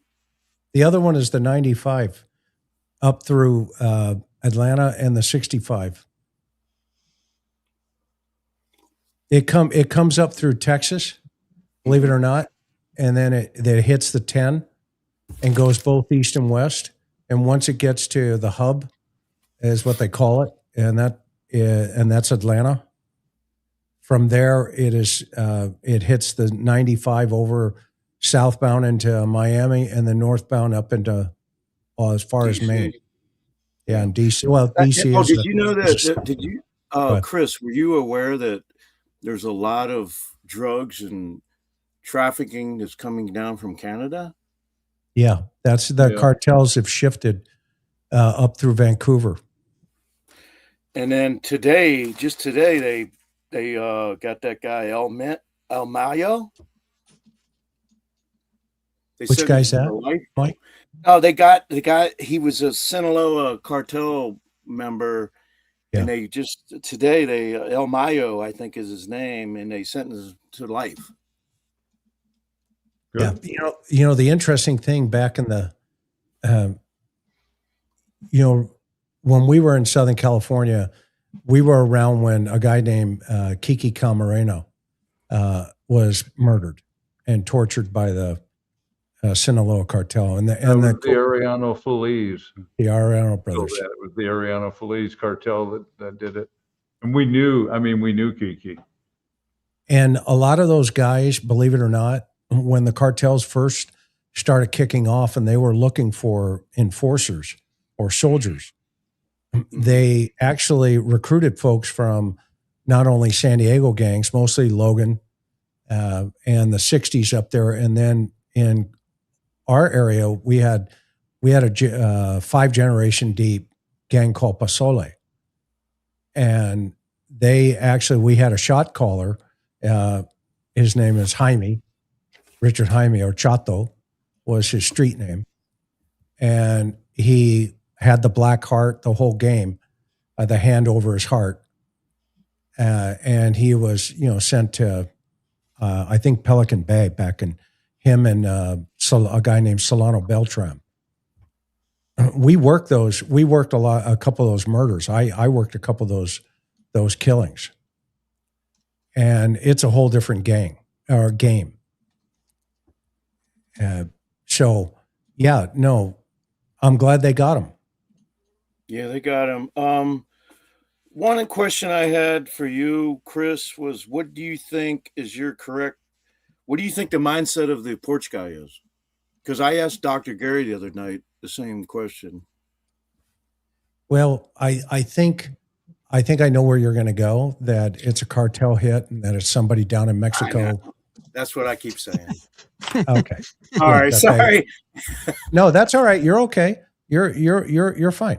And that they brought him up, and et cetera. But here's the problem. And I'm not disagreeing with you. I'm just saying, here's my thought process because you asked the question. Mm-hmm. I think for them to take such a risk with an 84-year-old woman, right? And then say, hey, by the way, we've taken this risk, so therefore we want, $4 million in Bitcoin. And kind of an intimidation play, right? All right. I don't think it was ever about money. Okay, tell me what you're thinking. Well, I told Dr. Gary the other night, I think it was politically motivated. And the reason for that? With the cartel, the drug wars. And just today, they just got that guy for life. I mean, so it's like so what happened was there's a big drug cartel war going on with Trump, and we're actually fighting them. Yeah, we're blowing them out of the water. I know, but then we've been doing that since the 80s. You just don't know about it. It's it's been going on forever, right? DEA used to drop in there, and they'd be working with the special forces guys who would be training them, and they'd hit those camps, and they would disintegrate the camps. And the federales would be standing right next to them with the army in Mexico or Colombia or wherever. I mean, in Honduras, they've been capturing eyeballs, right, since, the early 90s. And the government's been, behind a lot of that play. So when we take that and we go, okay, what's $4 million to the cartel? Nothing. Chump change. Yeah, that's a tip. It's a chump change. Yeah, that's a tip in a I Clint think it's Eastwood more of a movie. message. So it was like me and Dr. Gary was talking. It was like putting a dead fish on the porch. Well, It's like that's a an message. interesting analogy, Mike, for sure. I love it. I love it But too. why? Mike loves it. I know he does. He's a good guy. I'm sure he does. He But is. He's a good what caller. what about this idea though of? I mean, let's just play this through, okay? Okay. So you're whoever, El Chapo. Hey, I got an idea. Yeah. Let's go take an 84-year-old woman to tick off Trump. Okay. They disappeared America's grandma. And I even said that to Josh, and he goes, Did you "But know who she was America's before she grandma." disappeared? I knew he was gonna. I knew Chris was gonna Nobody knew respond who to she was. That's the point. But she So is then, now. how did the cartel know who she was? What are they going to Well, I make? guess Savannah, I Why don't didn't they know. just send a statue like the French? Well, and if this is supposed to be a message, it's an obscure message. Generally, when organized crime sends a message, it's unmistakable. So I didn't know that this poor woman existed until it happened. So I mean, it's an interesting theory, and I love certainly nothing is off the table. But you haven't sold me yet. Well, Yeah, nothing keep going, Mike. nothing is off the table, right? Nothing's off the table. No, No, No. of course not. Because Well, nobody other else has any than other the theories. three of us were not involved in it. But That's Mike, all. don't you think, Mike? Just kind of thinking through, right? Mm-hmm. Can you imagine sitting around the table, the cartel guys, going, "Hey, Chabo, yeah, hey, homie, what's up, man? Hey, Vato, Hey, hey, put the gun right in the middle. Put the gun right in the middle, right? You gotta take put the gun in the leave middle, the gun, right? take the cannoli. Leave the gun, take the cannoli. Okay. Hey, I got an idea. What's up? Hey man, like there's like homie, get this, Holmes. There's an 84-year-old grandma. Where? In Tucson, homie? No. let me save you some time. Orale, Tucson? Let me save you some time, Mike. He doesn't think it's possible. Oh, and you forgot to add that. Oh, and by the way, we're going to do fun. this with the president, who, if he finds you, is going to drone you. Oh, Vato. Oh, you gonna Vato, drone me? Vato. You gonna drone me? Hey, homie, make drone sure you you. wear a MAGA hat. Like the guy in Chicago. Yeah. Jesse Jesse. Smollett. Make sure, Holmes. Don't mock my theory because nothing's off the table right now. I'm not mocking your theory. I'm just saying. Well, I am. Well, I mean, I'm not mocking it, but I'm laughing. I don't see them thinking the big plan here that, okay, if this goes successfully, then we have officially taken the United States grandmother. But here's a call coming in. If you were to go to, let's say, Utah and say, hey, have you ever heard of Nancy Guthrie, the United States grandmother? 90% of the people will go, who? Grandma? What? Who's grandma? I didn't know who she was. I didn't even know Savannah. No, I respect that. But even right now in Tucson, if you go, because I went to those parks down there, and I said, have you heard of Nancy Guthrie? No. They looked at me like, what do you, hey, are you passing out Narcan? No, I'm not. I'm not that guy. I'm just asking about Nancy. I've never heard of Nancy. And then I wanted to get John. Also, what's John's thought on this? Because I really respect John's theories. John too. thinks it's cartel related and that they were trying to send a message. A dead fish on the porch. Yeah. I don't know. No, my theory is the same as yours in one respect, that this was never about a kidnapping. I believe that this was an elimination event, Mm-hmm. and every instinct I have from all of the murders I've worked and from all of my studies suggests to me that this is a person within the orbit of the Guthrie family. That's Really? just that. Yes, You going there? that is my until something comes up that would provide me with solid evidence to take me in another direction. There are too many things, and I'm not going to launch Chris into the doesn't look right list Right. because we wouldn't get done here until 2:30. But everything everything in my experience and my reading and my study on the matter and the instruction I've received, because I was taught psychological profiling. I'm not a profiler, unlike everybody else in Podland, Bill. I'm not a profiler, but I have received training in psychological profiling, and this fits within what I'm talking about. That The this is family. someone You think it's within a family? No, you what's said that? somebody that orbits the family. Somebody that is within the orbit of the family.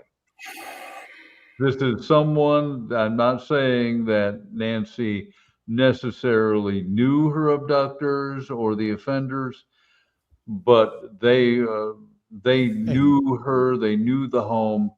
This is in some way connected with the family, and that's my read on it. And I've seen comments from people, oh, it's Epstein, oh, it was Trump, it was, and it's people, Epstein? I mean, come on now. people, Dude, oh yeah, that was like one of the heaviest.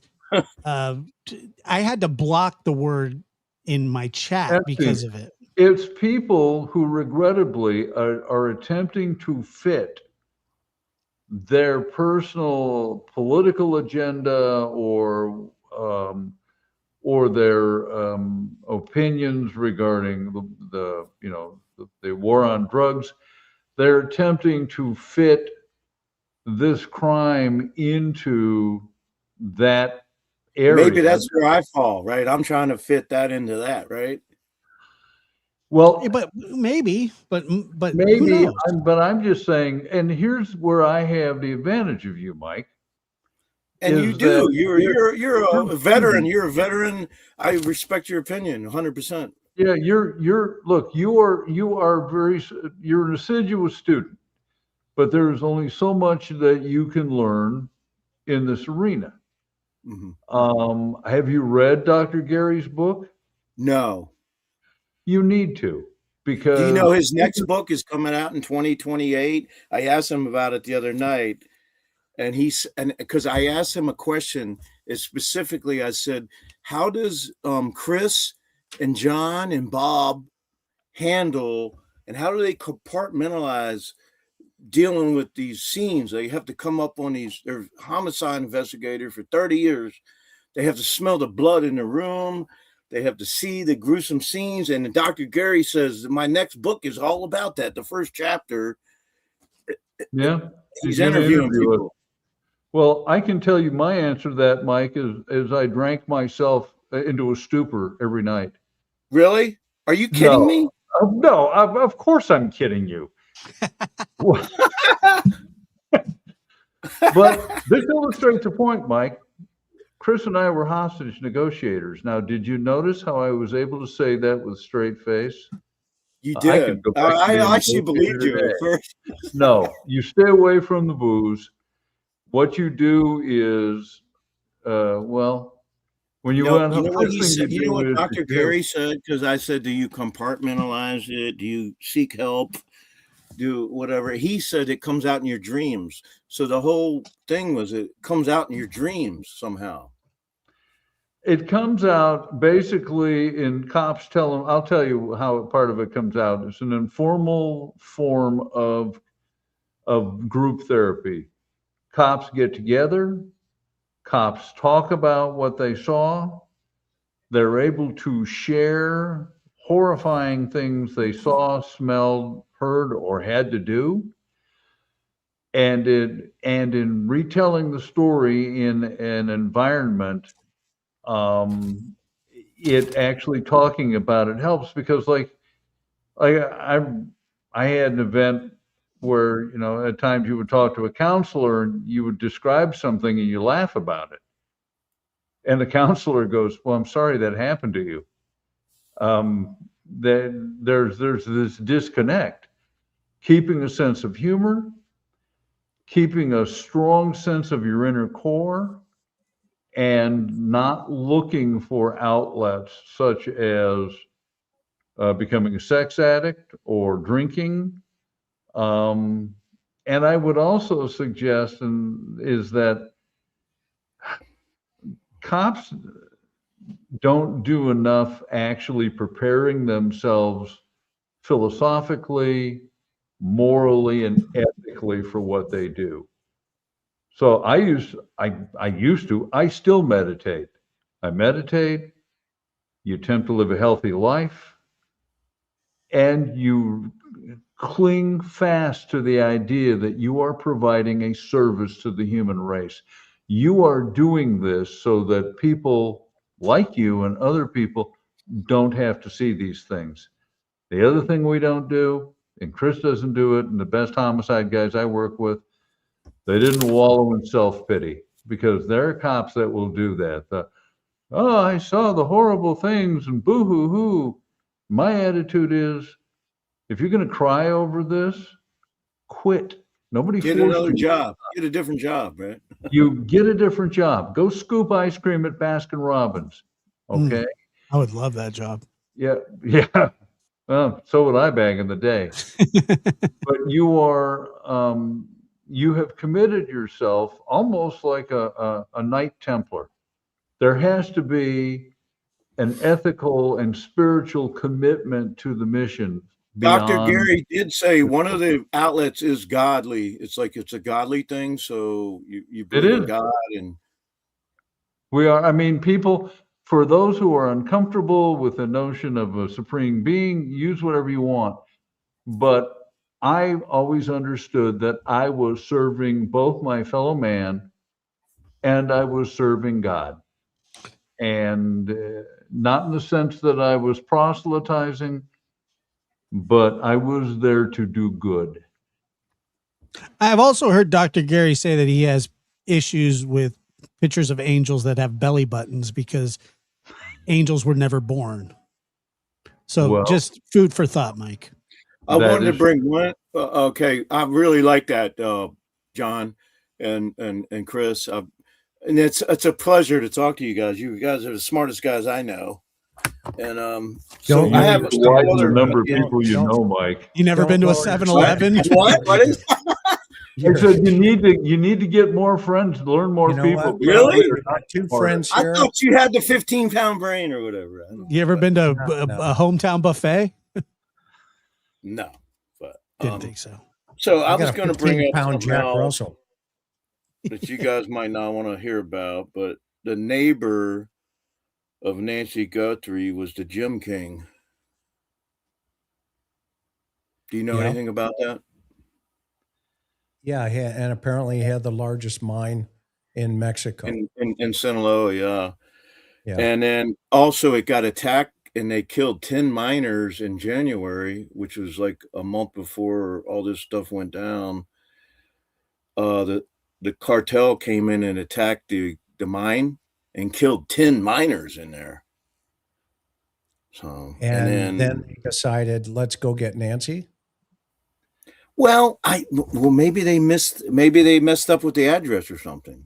Maybe they thought. So I was asking. They confused the mine in Mexico with an address in Tucson. Yeah, but okay, let's stay on your thought, Mike. Let's stay on your thought process. I know. Okay? I'm with you. I'm tracking you, brother. So let's stay on your thought process. Here's what they probably would have done. We're in the wrong house. Killer. Really? And left the body. Do you think that's what happened? No, that's what they would have done. Is that a plausible situation? No, because they would have killed her. If they had the wrong They house, did. would They have killed her. No, wait a minute. They wouldn't have taken her out of the house, number one, if they're looking for the diamond guy. Hey, Frank, yeah, this one's 84. Oh, You yeah. see, that's not the diamond guy? No. No diamonds. Let's take her. Well, they No, had to disappear. They would have whacked her right then and there and left the fish You're on right. the porch. You're right. You were actually right, Chris. It wasn't Okay. about the next door neighbor. It was about Nancy. Okay, but then what's the nexus to Nancy and the diamonds? I asked the same thing. There's no nexus there. That was just Okay. something. It was a. I There's love just, the way you're thinking, but I do. you got to have a paradigm shift here for a moment. Because it's a great process it's a great exercise to go through. Mm-hmm. But when those two guys got back to Mexico with Nancy and it was the Sinaloa cartel, hypothetically, they would have gone, everybody's dead. Goodbye. Okay. Why'd you bring her here? Okay, But, so here's what I think. I'm going to tell you real quick. Why'd you bring her here? Exactly. No, but they disappeared America's grandma. But she was never America's grandma. She was not. No, we just talked about it. No, she is now. She is. Well, she is now, but that wouldn't have been like it's not like they could go, hey, we're gonna kidnap an old lady, and then we're gonna make her America's grandma and leave the motive obscure. They would have had better results by going on Tropicana Drive in Las Vegas and taking Mickey Mouse, the gal that dresses up with the hood hat and petrifies half the kids that go, oh my gosh, that's not a real mouse. Chris. Yeah. When you saw, I'm going to ask you a question, Chris, because I like you, Chris. I think you're one of the smartest people in the world. When you saw that creep come up on the porch, wasn't that the creepiest thing you ever seen in your life? I even went into a. Oh God! Not even in the top 100. These guys are seasoned homicide detectives. Yeah. So that wasn't even nothing for you to see, right? But for me, it was like normal. I went into a fetal position because it was like a creeper on the porch, right? It was so bad. You know what I saw? I saw a coward. Yeah. I saw a Dr. Seuss character, a Teletubby, a waddling Teletubby who was gotten dressed up because he was waddling. I'll give that to you, John. He was waddling. He was a waddler for sure. All right, Mike, we got to move on. We got other calls, but I appreciate you calling in. You're the best, Michael. Mike. Call anytime, brother. I love you, Chris. I love you, Chris. Love you too, John. Bro. Let's pick it up again. All right, man. Yes, thanks. I like that guy. You notice how he said he thinks outside the box. You notice how he said, "I love you, Chris. I love you, John," and then he hung up. Yeah. Okay. All right. Yeah, it was fine. It was no love for Josh because I laughed at him. Oh, you. Yeah, he doesn't like me. I think it's inferred. I think he likes you. Yeah. Chris. I love you, John. He doesn't like me. All right, Tara, go ahead, Tara. I love you, Josh. Thanks. I appreciate it. Yay. All right. I love all of you and happy birthday, Mr. Lamb. Oh, thank you so much. Lamb chops. Oh my gosh. I do have to say, I know you guys are kind of poking fun, but I do have to say to Chris is I did catch your show last night and something you said actually I totally believe that it was an elimination murder. I do not believe in the cartel, but after watching your episode, I could imagine a scenario where where they were involved. And I don't want to say it because it's saying something Nanos did, but I would just got to thinking like, well, he's really comfortable with financial crimes. I noticed financial crimes. And I kind of think the Nancy thing, whichever way it goes, is a financial crime, like done for a financial reason. And so I was like, well, I don't know, anyway. So it's not, to me, I could see like if I could make up a movie where Nanos had the cartel in his pocket or vice versa and was like, hey, there's this lady, you could probably kidnap her and get some money pretty easy. I'll look the other way. Now, I know that's like really far-fetched, but I'm just saying, I did kind of think that after watching your show last night and hearing his financial stuff, I was like, oh, he a little more far-reaching than I thought, I guess. It's not as far-fetched as Mike's theory. Yes. So, well, that's actually, but that's not my call. I actually, Really? no, no, you're totally fine. I'm just excited because I didn't think I was going to get on tonight. So but there's this case that's near me and I want to get you guys' opinion on it, or your advice rather. But there's a lady, a missing woman from my town that I live in, like my actual town. And I didn't even know she was missing until today.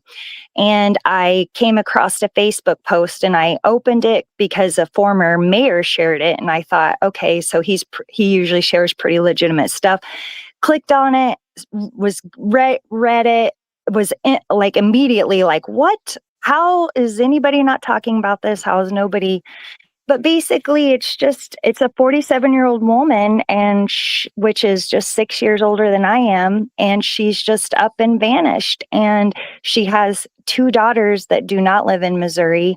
I don't want to say the name of the county where I live because I do work a lot with out in the public and with the law enforcement, and I don't want to be irresponsible and say it on the podcast. But we live in a county very close to the Arkansas border. So Arkansas to us is like still Missouri. It's just, we know everything that goes on right over the border and vice versa.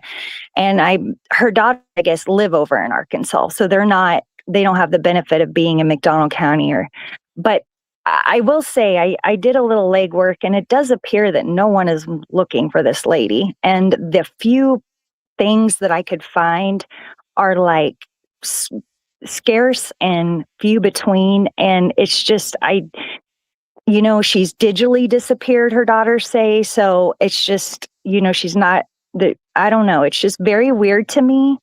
And kind of without going into specifics, I recently quit doing it, but I had been doing a local podcast. And I covered different things happening in the county and mostly like business related things. But I'm actually transferring out of that into something different right now. But I guess watching you guys' show, The Lab and the Interview Room over the last few months since Nancy, which is what pulled me in, has given me some kind of sense of obligation. And when you have somewhat of a voice or you can bring somewhat of attention to something and you kind of fill that pool like you should, that's kind of what I'm feeling. And I reached out to this Facebook page and actually am going to be put in contact with her 2 daughters soon. It was a friend of the family running the missing person page, but they said their daughters would definitely want to talk with me and I should be, hearing soon. And so before I talk to them and really like, I hate to even put it like this, but like stick my neck out. And I know that sounds horrible and I know I'll probably get judged for that comment, but when you live in such a small town, it's just, you really have to be careful about who it's very much like the Nancy Guthrie case, like around where I live, you have to be careful who you make angry, especially if you want to keep in good graces and keep being able to do things and talk to people and be in certain clubs or organizations, so to speak, like, that do things good in the community. You just got to be careful. And so I know that if I start asking questions a lot to the local sheriff's office, I know it's probably going to be annoying to them because my questions that I already have, I could tell would be annoying to them. Like why? And I looked because I was like, well, maybe this happens more than I think and I just don't know about it. No, it doesn't. there's only 3 active missing person cases in my county. One was in 96, one was in 2015, and then this lady's last year. 3. That's it. And like, our county is so rural that I just couldn't even believe I hadn't even heard of it. Echo Lloyd? Is it Watts? Who is it? No, can I say her name? Can I? Sure. Okay, I just don't. I want to. She's Jamie Holdbrook. Jamie Holdbrook.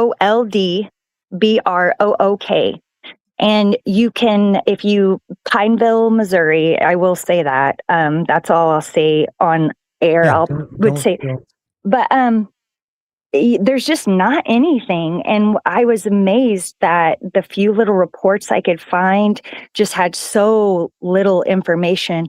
And her daughters are desperate. Like, her daughters are posting on Facebook, like, from what I can gather, I don't know if maybe this woman did have the most stablest of pasts, but that doesn't matter. I firmly believe that doesn't matter. But I do think that might be the reason her search isn't being handled more aggressively, possibly.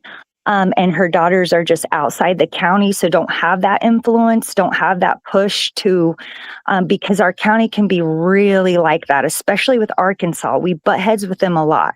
So I could see it just being hard for them to get any information.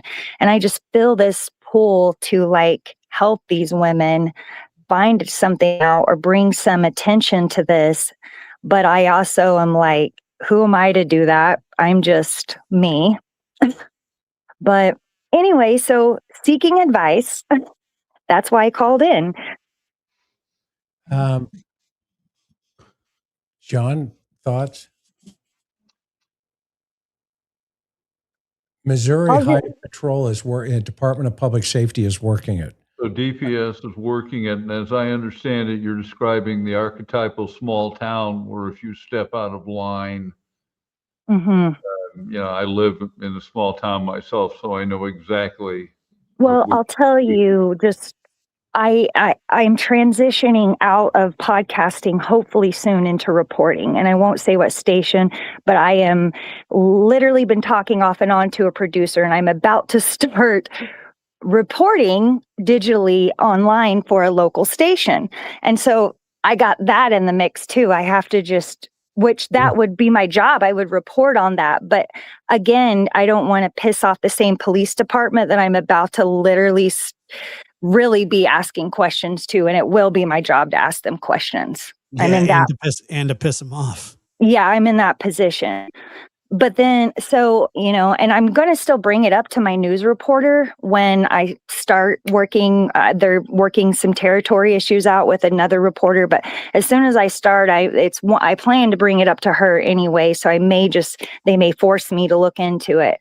But things like that don't happen around here. They do happen, but like, they get solved. Like, it's just very curious to me that there's a woman missing and there's only 3 missing people active in McDonough County, and nobody seems to be looking for her. No, there's no real press statements or anything. And I think what you're asking is about, like, ethics of journalism or journalism ethics.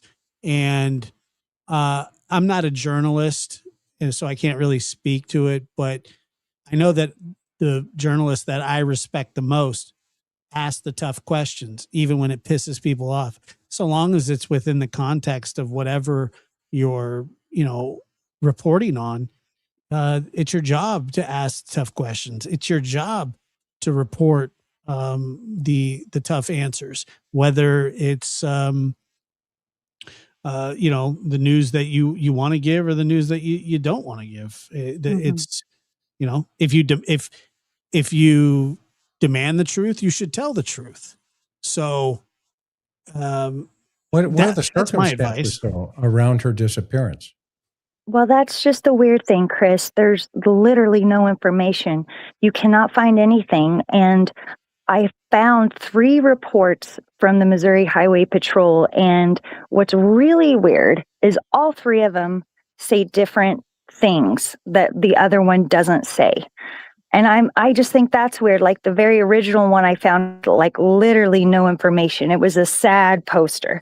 The second one finally was like, well, she has a tattoo here and this. And then I found a third one that had where she was last seen, which was like walking down a highway, a rural highway called KK. Anyway, it's just she was apparently walking from one friend's to another. Or she was walking somewhere. And so she was last seen walking. And I kind of was wondering, like, at what point do, if this was being investigated, would it turn into like a possible like murder or not murder, but crime? Like, I guess what I'm trying to ask is, in this day and age, if somebody hasn't been active on social media or anything for over a year and they just disappeared out of their daily life, at what point does that turn into a suspicious case or like a possible murder case, I guess is what I'm trying to ask. Well, I mean, for a situation like this, obviously, the first thing the authorities are going to weigh into here is that she's 48 years old. And it's not illegal to walk down the middle, to walk down the street. You could walk down the middle of the street if you wanted to. So that's the first thing they're going to go by. And so the second piece of that puzzle is, okay, well, who reported her missing? How did they know she was missing? Somebody had to report her missing. And so who's that somebody? From what I can find, it was her daughters that contacted the McDonough County Sheriff's Office and filed the report after not hearing from her for some time. And I'm not sure. Yeah. Go ahead. How did they determine she was walking down the street? I have no idea. And I can tell you that they wouldn't have been able to determine that. Where I live, I mean, it's extremely rural. Like I don't even think we have any traffic cameras in the whole county. We have 2 stoplights in Anderson in the whole town. Like, okay. So then the next piece of this puzzle is, did she own any vehicles? Yeah. And what about the residence she was in? Any evidence there of it being closed up? Now, her daughter posted thank you so much. I wrote that down. Her daughter did post, I did see it, but this is just a post. And so you take with a grain of salt. And I like I said, haven't got to talk to her yet, that she was with someone. Her daughter seems to think that she was with someone the evening she disappeared and that this person has some knowledge that they're not sharing. And she made that claim on Facebook. She did not put the person's name. But I do, of course, plan to ask her or whichever one of the daughters I get to speak with. I plan to of course find that information out. And I do have a few sources in the department that I feel comfortable with enough to like ask some basic questions without being like, why aren't you guys doing more? I think I could probably find some information out that way too, but I don't know. So in a situation like this, if this individual is if Jamie is with somebody that she knows, then there's a high probability that either this acquaintance came on to her and she fought him back or whatever the deal was, or if it's a boyfriend or relationships of some sort, then those are the 2 lanes that are probably most problematic. Now that scenario changes if she's just randomly walking down the road, and depends on the environment. Well, another interesting part to it is I told you about the state thing, and I was really serious about that. Sometimes Northwest Arkansas and Southwest Missouri don't always play nice. And I noticed that much more Northwest Arkansas websites were sharing this, even though she disappeared from Missouri. And they're doing so because the daughters live in Arkansas. And this one particular website is getting pretty aggressive with their post on why McDonough County Sheriff. Oh my God, I can't even believe I just did that. Oh, well, it doesn't matter. Why the sheriff's office isn't doing more. Oh, it's all right. You had already mentioned the name once before. I'm sorry. That's Well, I okay. mean, I'm not apologizing. I just, again, it doesn't matter. I'm doing the right thing. I know I am. I'm asking questions when something doesn't look right. And that's what I'm supposed to do. And so, so anyway, there's another suspicious layer to it or weird layer is just that Northwest Arkansas doesn't seem to be happy with the job that the county is doing either, looking for her. But they're probably not looking for her. No, well, yeah, no, they're, yeah. Yeah. So, She's right. I mean, she's been missing since June 12th of 2025, and we're coming up, we're past a year. So they're not looking for her. Well, the other thing I would suggest, Chris, to our caller here, is we've mentioned it before on the interview room. If you're going to pursue this, one of the things you're going to want to do is to begin to assemble a victimology. Now, I'm saying victimology, that does not necessarily mean that she has been the victim of anything, but you need to begin to assemble facts about her.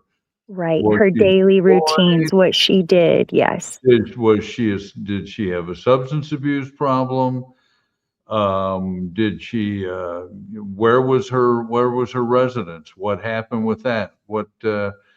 I mean, right now you've laid out some, potentially suspicious circumstances, but if you're going to pursue this, you're going to need to probably sit down with the daughters, and you're going to want to get some solid information. You don't want the Pollyanna version of, my mom was our mom was the greatest person in the world, never would have done anything wrong.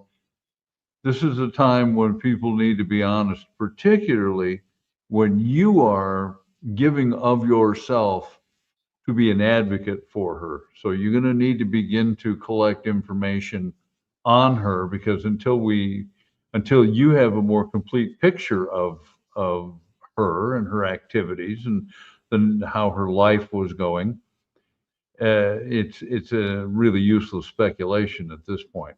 Yes, I hear what you're saying, and I definitely thought about that. Was thinking, because yes, essentially, I am potentially offering to be an advocate, so I need to know exactly what I'm advocating and who but I just tell you, it's just I have 3 daughters, and I'm very close to my mom as well, and my daughters are all teenage daughters.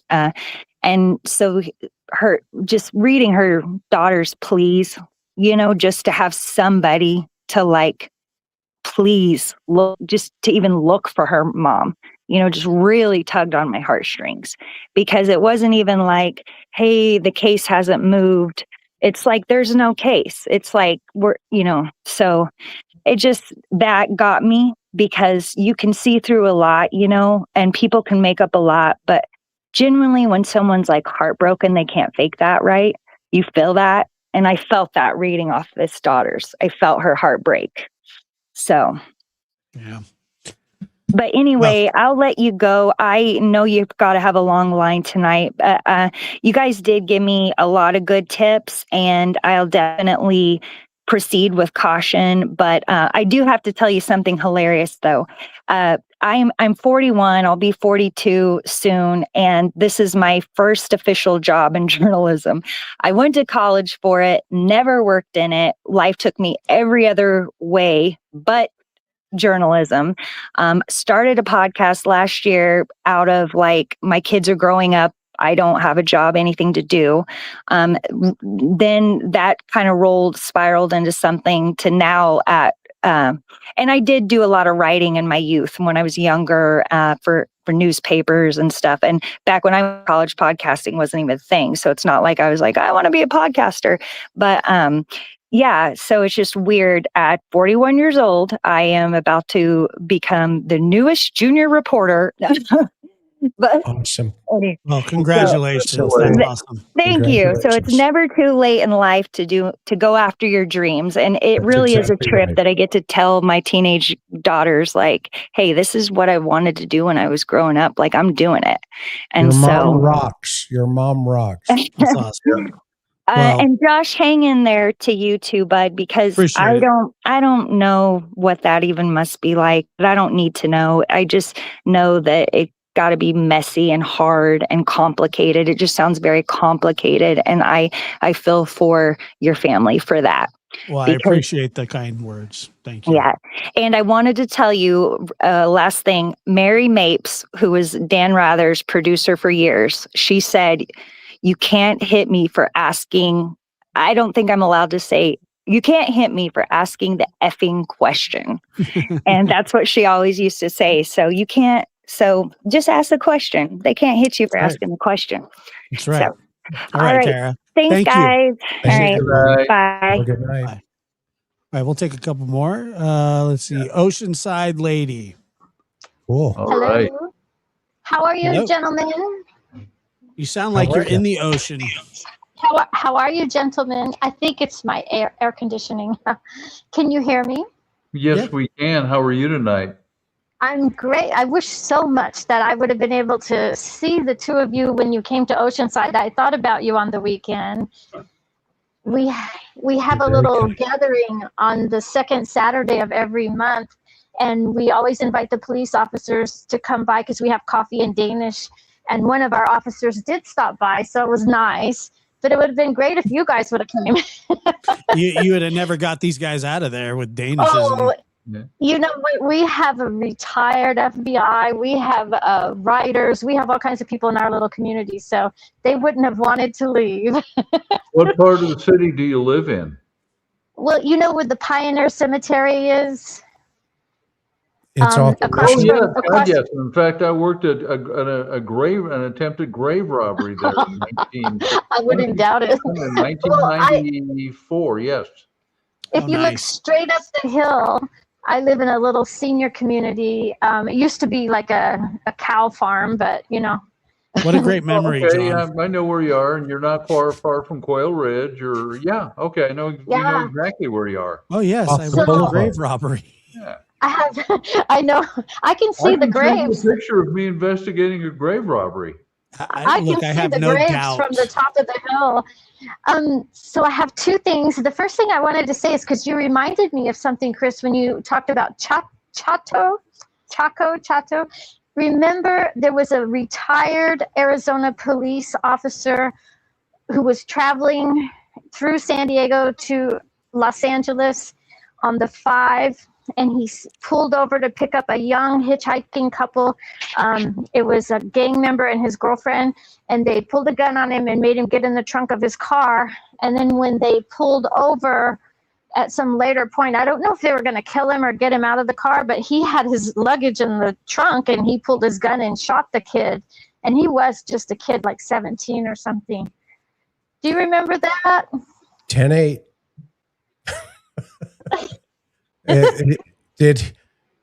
So he was in the trunk, and the kid opened the trunk up, and the retired And he PD guy shot him. it. Yeah. It was, God, I can't. You know it what was we used to late- call that? What's that? Shooting into occupied clothing. Well, the thing is that this kid and his girlfriend, they were just late teens. I guess this was what they did. They would stand out by the front gate part of the 5, and they would hitchhike, and then they would just, pull a gun and kidnap these people and then drop them off along the 5 to San Clemente and steal their car. And so I guess this is kind of a thing that they did. And it, Well, and it back in the backfired day, them. there used to be I don't know if you remember, you know where the In-N-Out Burger is now on North Hill or North Coast Highway? Oh, Downtown? I know where it's at. Yeah.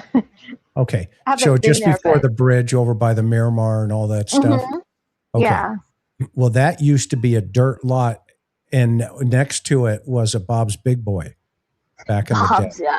Do you remember that? Yeah. Okay. Well, that lot right there was what we used to call stolen. It was a haven for stolen vehicles. Oh my and, gosh. and coyotes that would sit there and wait for the checkpoint on the Yeah. fire to see if it was open or not. So that game's been run since the late 70s, early 80s. Do you remember the Anayas? They lived in that White House across from the Circle K, the hoagie sandwich right. shop. The what?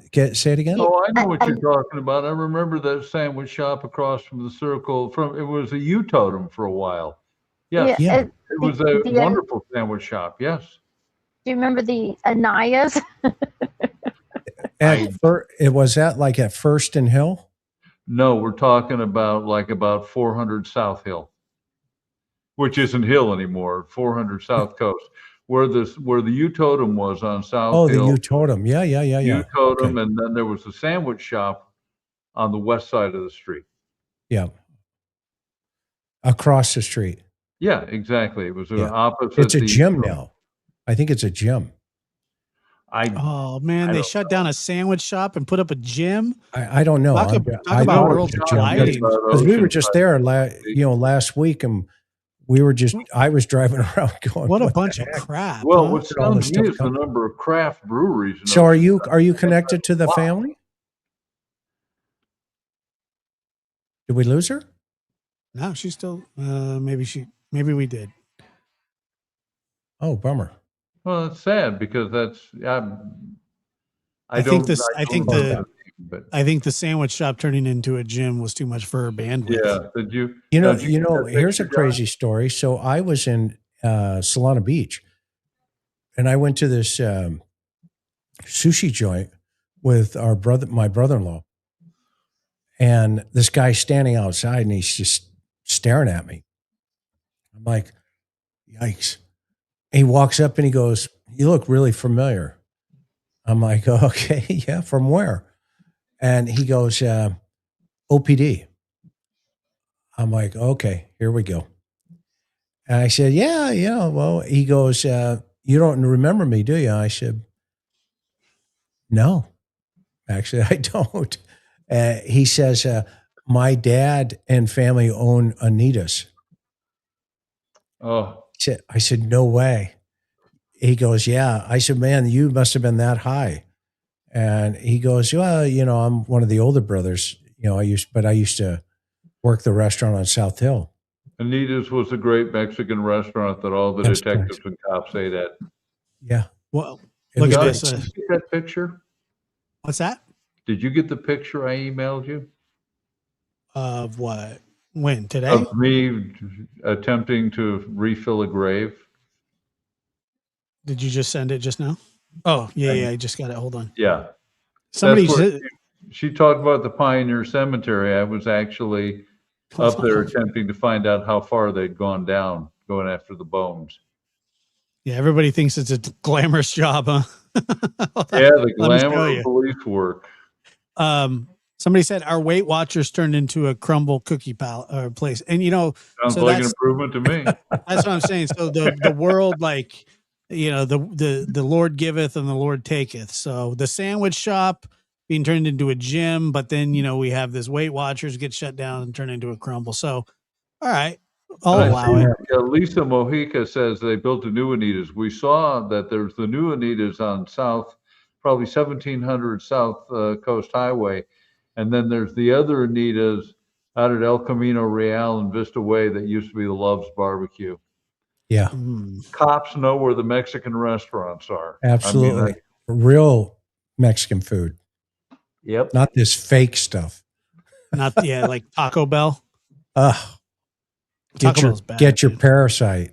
Get your diarrhea right now. Okay, hold on. Let me. Yeah, I'll have the number 2. You want spicy sauce? Please. For my family. Look, it's John. Yeah. They wanted another grave robbery story. Now, in the distance there at the top of the picture is the Mission San Luis Rey. Yeah, that was off the boulevard, off a Mission. Yeah, and all of that terrain is different now. There's a bypass and everything, but periodically we'd have grave robbery attempts in Oceanside, and we thought it was people looking for black magic accessories, possibly Satanists.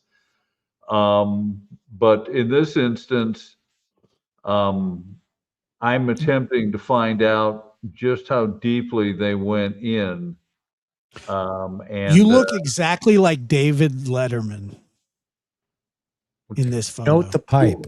Well, I had hair then, and I have a pipe in my mouth. I'm smoking. Yeah, but like it's indistinguishable. Like if you were to say, "Hey, this is Dave Letterman and digging a grave," I would say, "Yeah, you're right. It is." We had another attempted grave robbery at an old cemetery down on Coast Highway, and they had actually gotten down to it, the cement cover over the grave. And I worked for a lieutenant who said, well, what we'll do is we'll get you a crowbar and see if you can pry up the cement cover. And I looked at him and said, don't take this to be disrespectful, but there is no effing way I'm going to pull the cement off to get down to the bones. Right. The guy was amazing. But anyway, yeah, so I've investigated 3 grave robberies. Again, the glamour of police work. Exactly. All right. Let's see. We got one more call. Let's go. Elizabeth. Go ahead, Elizabeth. Where are you calling from? Hi, I'm calling from Winter Park, Florida. Welcome. Right. Thank you. The reason the question I'm curious about is this is regarding the Nancy Guthrie case. I feel like by now the reporting parties would have been named as a suspect by this point. Because I'm thinking if they've been under extreme scrutiny, which I think we can all agree on, if they found something, would they not be able to formally name somebody as a suspect? Additionally, the other question I have is, would we ever know if either of them have retained legal counsel? That's a great question. And it's actually a question that's prescient on your part, because that is a question. The second portion of your question, we've actually tossed back and forth. I would know that if I was in a similar situation, I certainly would have retained legal counsel, just simply because that's the world we live in right now. Yeah, regardless. Yeah. Right. And so I fall in the camp of agreeing with Chris. And so I keep going back and forth and I'm like, gosh, at this point, everything they've scrutinized about these people, the phones, the this, the that, if they had enough evidence, wouldn't they name them as a suspect? Or is this a tactic where they're still collecting evidence and they're just not at a point that they can? You know, I feel like somebody in that family is involved, but I just don't see how they couldn't be named a suspect by now. Well, maybe behind the scenes, everybody's going, how do we take them off the plate? Right? To your point, I think if this case is being worked, as we know it is, then the question is, okay, well, how do we put them in the box or out of the box? Because the investigators have a responsibility, to exonerate them as much as potentially, put them into the circle. And right now, I know for a fact, and I'm not just saying this, I know for a fact when Nanos came out and said what he said about them, quote unquote, being cleared. That did not come from the homicide investigators actually working the case. Within his department? Yeah, I guarantee it. In fact, they blew a gasket. And I got this firsthand sitting at dinner with a source at that agency. Now, either that guy was lying or the sheriff's not telling it the way it is. But now that the sheriff's not talking to the family, that's why I asked yesterday on the show, on our program, why are you not talking with the family? What's going on with that piece of the puzzle? And this is where I think, to your point,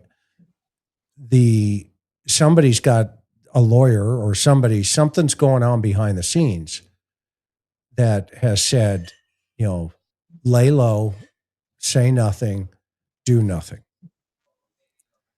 Which again, it's going to come back to, if this case is, going to get cold, let's say that DNA comes back. And this is one of the interesting things that Sheriff Nano said early on in the investigation. Well, we expect to find DNA and you would expect it to be there. Meaning, I don't know exactly how he said it, and I know I'm paraphrasing it and I'm probably hacking it up off the top of my head, but we got to go back and listen to when he was asked about DNA, what the results were when they came back. And he said, well, we know for a fact that, it's Nancy's on the porch, but we have other DNA, biological fluid of some sort of forensic fluid that's out at another lab, but there's other things that we would expect to have been there. And that to me was like, oh, he's talking about other family members.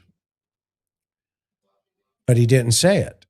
So that's a speculation. But it could, and our experience, Chris, is that we wouldn't mention anybody as a suspect in a case until, well, the only time we would mention it is it would be the media release for the arrest. Yeah. Yeah, you don't want to fire it up.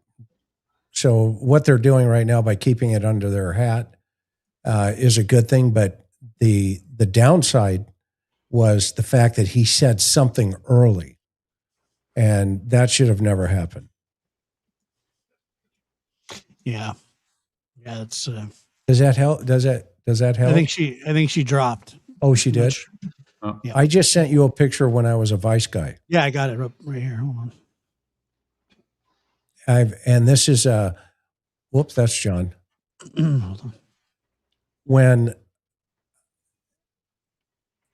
we used to, if I was walking the street, trying to pick me up a very fine young lady named Latrina or Konisha. How you doing, baby? There it is. There he is. And the cops would stop me in FI as if I was not a popo. Note the light bars. That's Dave Herring. Man, that's an old Dodge Diplomat. That's an old 407. Yep. Look at that hair. Hi, popo. Hi. Hello, police. And immediately to the right is a section where they had cleared the block that we referred to as Life Flight Park. Because when we had shooting or stabbing victims that needed to be life flighted, it was the place to land the helicopter. And the city council was chagrined that we would refer to that over the police radio as Life Flight Park. Yep. Look at that. And I had a Smith & Wesson 357 as my varmint hunter. Was your hair feathered back then? Yeah, it was, and I parted it down the middle too. Go figure. Unbelievable. You were Oceanside through and through, huh? Made fun of me, man bun. Right behind us. Okay, this is Mission and Hill. And John, what John is saying, right to, if you're looking at me to my left, that was the Life Flight Park that John's talking about. Boy, did we could tell some stories about this place. Bowling alley was south. The Surf Bowl. Well, but there was the old Mission Bowl up on the other side of the freeway. That's now right. the Very Ocean's much. 11 impressed. Casino. That's right. That's right. It was back in the day. It's a casino now. I like your jacket. They were optional. Jackets. No, not for punch guys, because you had to conceal your weapon Sure. and your radio. Yep. Yeah, you did look a little like Tom Selleck for sure. And pretty much everybody had long hair, so, or Yeah. full heads of hair. Let me see here. Let me see what Josh, praying you somehow feel supported enough that lifts you some burden off of you. Try to carry it alone. You're not alone. Well, I appreciate that very much. Thank you. Nanos is a guilty goof. Fed should look deep into TC and No Nad's relationship. I love these conversations. Thank you, Josh. Thanks for having uncomfortable yet necessary conversation, Josh. You and this panel rock. I appreciate you all. Happy birthday, John. That's right. John is the birthday Thank boy. you, Lori. My grandsons are dealing with so much of this in middle school and elementary. I'm a retired teacher from, I guess, Wisconsin. Josh, I got one more for you when you're done. Did you send it? Yeah, just now. Back in the day when Johnny and I tell the story about the jerk. Erky. Yeah. Irk. That's Erky the jerk. Love him. You can. So remember, I used to tell you he would hang out. Yeah. He'd hang out the window like an extra 1.5 feet. Yeah. Yeah. Okay. Well, here's a. Hold on, I'm pulling it up. Gives you an idea. Irk the jerk.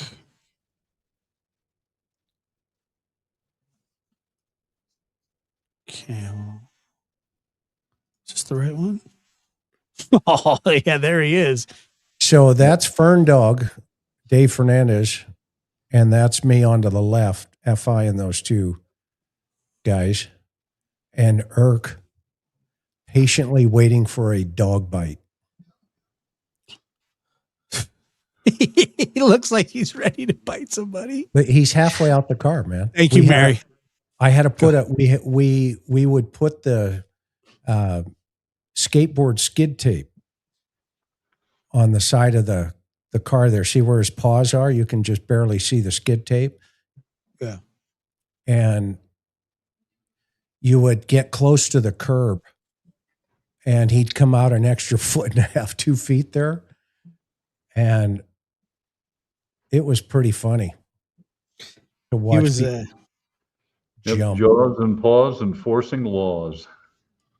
Yeah, John, you said that you knew Irk. You'd met him. Was he nice to you? Irk? Yeah.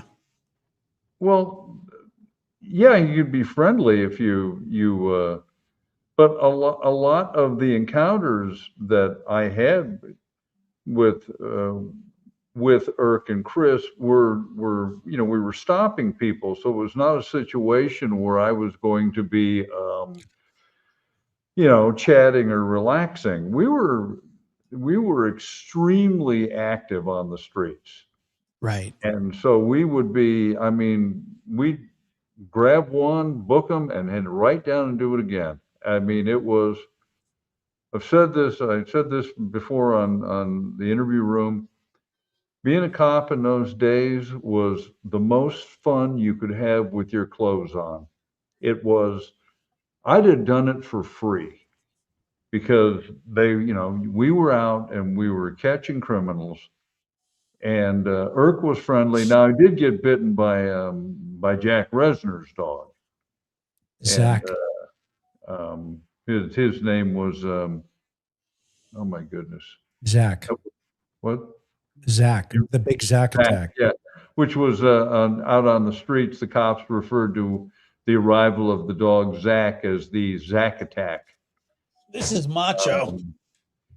But yeah, and I got to give you an idea of what it's like to be bitten by one of those dogs. I was passing by the car, and you saw how how Irk was hanging out. Zach went out even further, and I was going up to cover Officer Resner on a stop, and I literally thought I'd been shot in the arm. It hurt that Right. bad, shock. And I turned around and looked, and my shirt sleeve is in tatters, and the dog is going back in the car looking at me. Say hi. So I walk up, and I have blood running down my arm, and the dog handler, Resner, goes, "Hey, your arm is bleeding." Well, yeah, because your dog bit me. Oh, did you get too close to the car? No.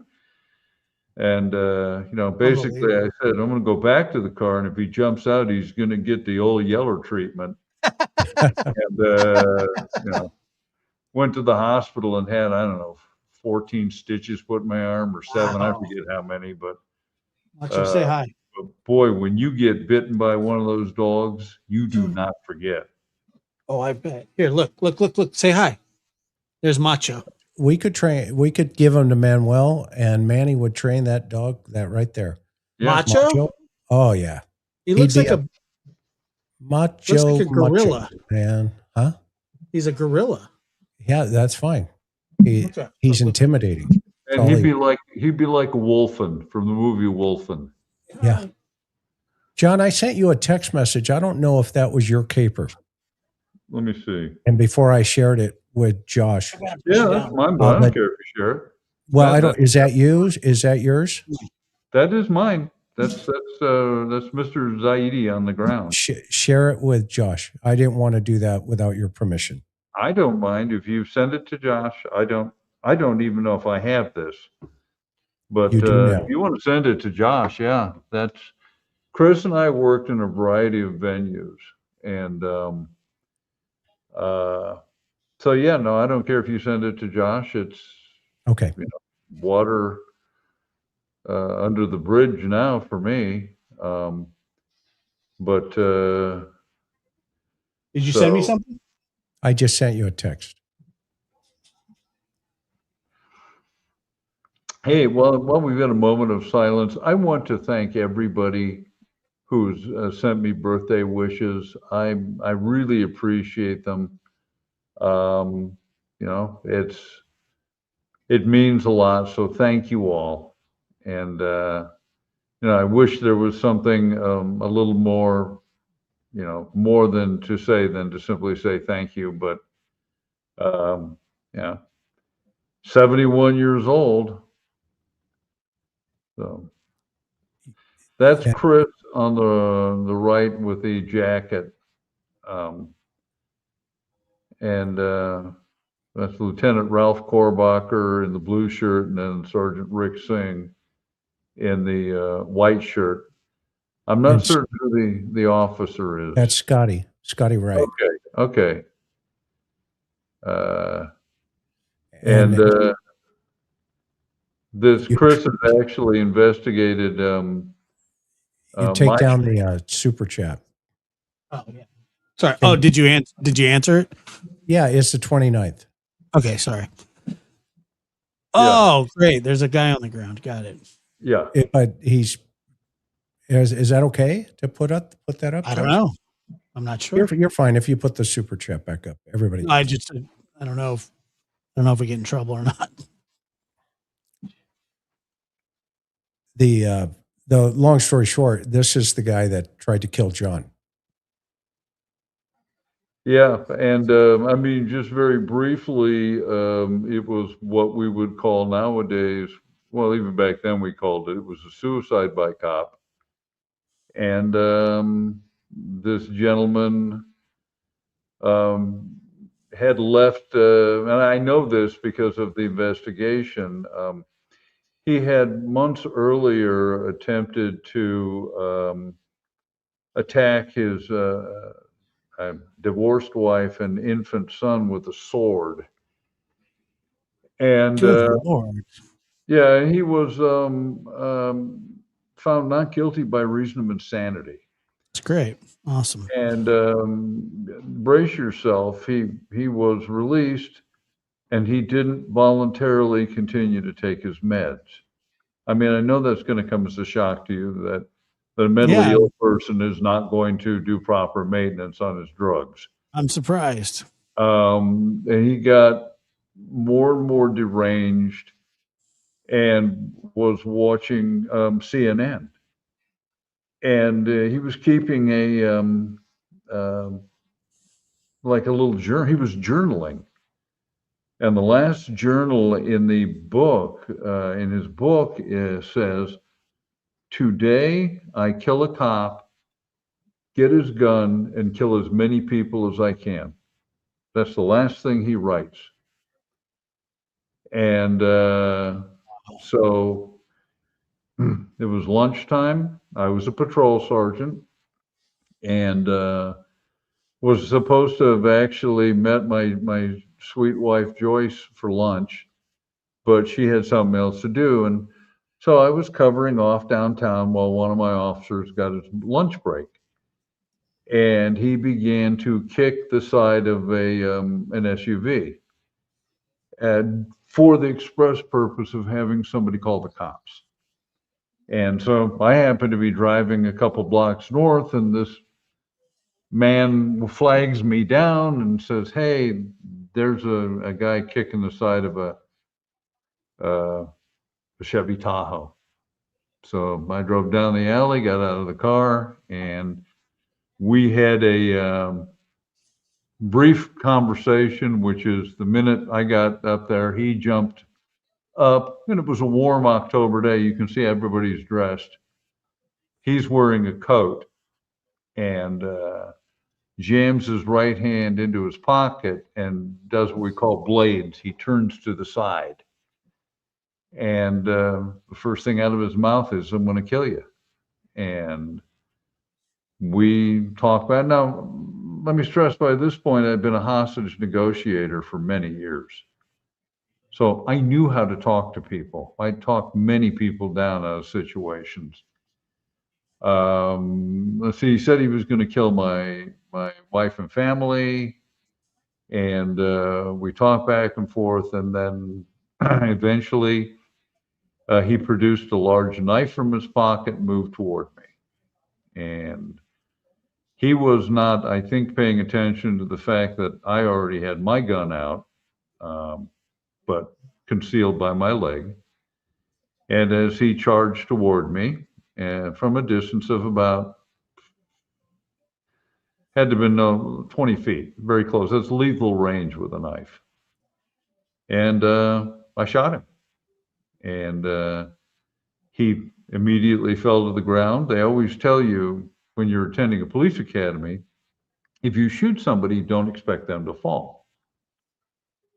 Well, he did. He fell immediately. And I got on the air, and I talked about meditating earlier. I was so calm. Usually when cops get on the radio, and I'm certain your viewers have heard cops get on the radio on news programs, and they're shouting, I just got on the radio and said, 12 Sam Station O, need code 33. Said, I've just had an officer involved shooting with the suspect who's attacked me with a knife. I need backup. I need paramedics. I was so calm that the dispatchers thought I was playing a practical joke, because there's this long delay. And then I go, "Did you copy?" And then it's suddenly alert tone and the world comes. And when Chris arrived, I was standing next to my unit. I had assigned police officers to stand over the knife, because this was the sort of the neighborhood where where the knife might have disappeared. And so, but I was smoking my pipe when Chris arrived. So, wow. I was the lead. Yep. On that one. And he was the lead interesting on that thing. Oh, you had to do the investigation. Well, there were 3 separate investigations running. Chris was running the investigation of the attack on me. Internal Affairs was investigating me simultaneously for my without adhering to policy. And then 2 investigators from the San Diego County District Attorney's Office Special Operations Unit came down to investigate me to ensure that it was a lawful shooting, and if not, I'd have been charged. Yeah. So what did they call it? A justifiable homicide in the It line was of duty? justifiable homicide, yes. Yeah, in the line of duty. Right. Right. Yeah. Of course it was. Yeah, And and then it was a bad day, but Of course it I was. got to be honest with you, it wasn't the worst day of my career. Well, you could have been on the ground.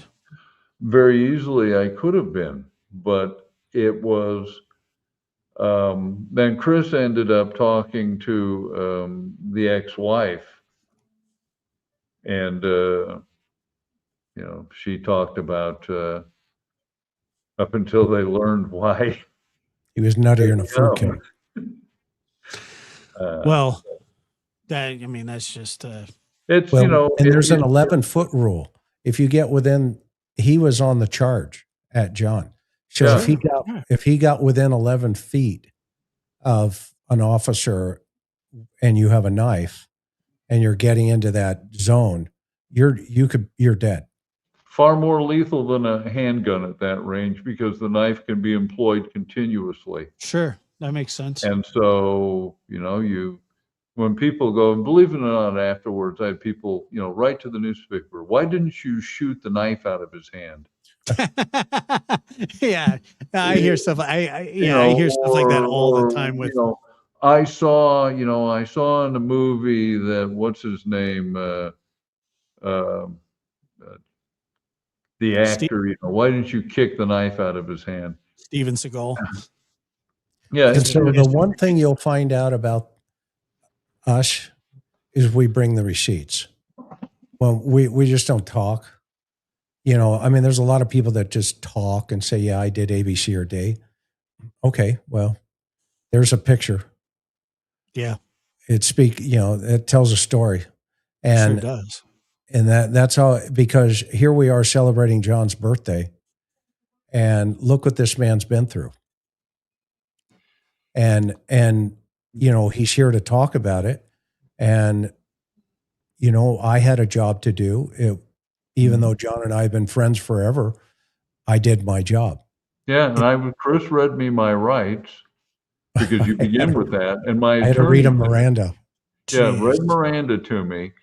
And my attorney his advice was, don't talk. And my response was, I did exactly what I was supposed to do.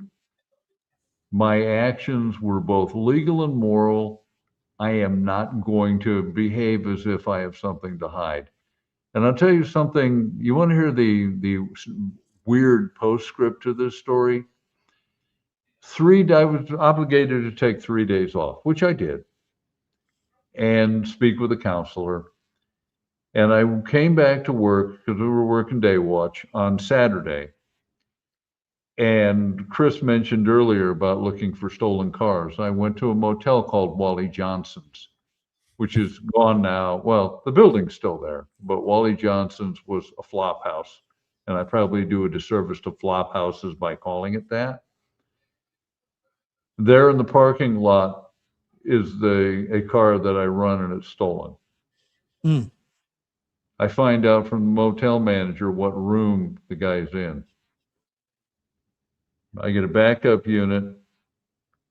I'm in my first hour returning to work after the shooting. As we go in the door, the guy who's laying on the bed reaches into a nightstand and begins to pull out a gun. And I stand in the doorway, and I had the holster I carried was called a clamshell. You might find it fascinating, your viewers, to look up clamshell holsters. And I outdrew him and said, do you want to be the second guy I've killed this week? And Wow. he looked at me and clunk, the gun drops. We get him handcuffed. The young officer that I'm with says, this guy says, man, your sergeant's hardcore. I almost believed him. And the young officer says, he's not kidding. he said that shooting, that shooting on Tuesday, that was him. And so literally my first incident after 3 days off was almost another officer involved shooting. Wow. Well, look, on your birthday, things could have gone very different. And That's why they call it where the debris meets the sea. Yeah, That's right. that was the city. But I live life happily. We talked earlier about assuming responsibility for your own spiritual and mental welfare, and that doesn't just apply to cops. That's to everybody watching this. Yeah, I agree. But Take care of yourself, folks. Law enforcement sees enough in a year than citizens will see in their lives. Sure, of course. Because nobody calls 911 because they're ordering pizzas. Yeah. When that dispatcher gets that 911 call, they're making decisions rapidly of whether or not they're trying to keep somebody alive.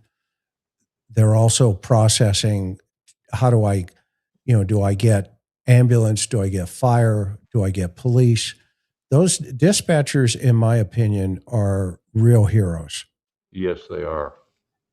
Those guys and gals out there doing the job, when they're trying to be calm at the same time, trying to calm the other person at the other end. And then simultaneously, they're typing, they're multitasking, just doing all kinds of stuff. They're almost like emergency nurses. If the doc comes in and goes, okay, what's going on? But the nurse has already put so much into motion and so much into play. That's what a dispatcher is. And I don't think they get enough credit, in my opinion. No, they really don't.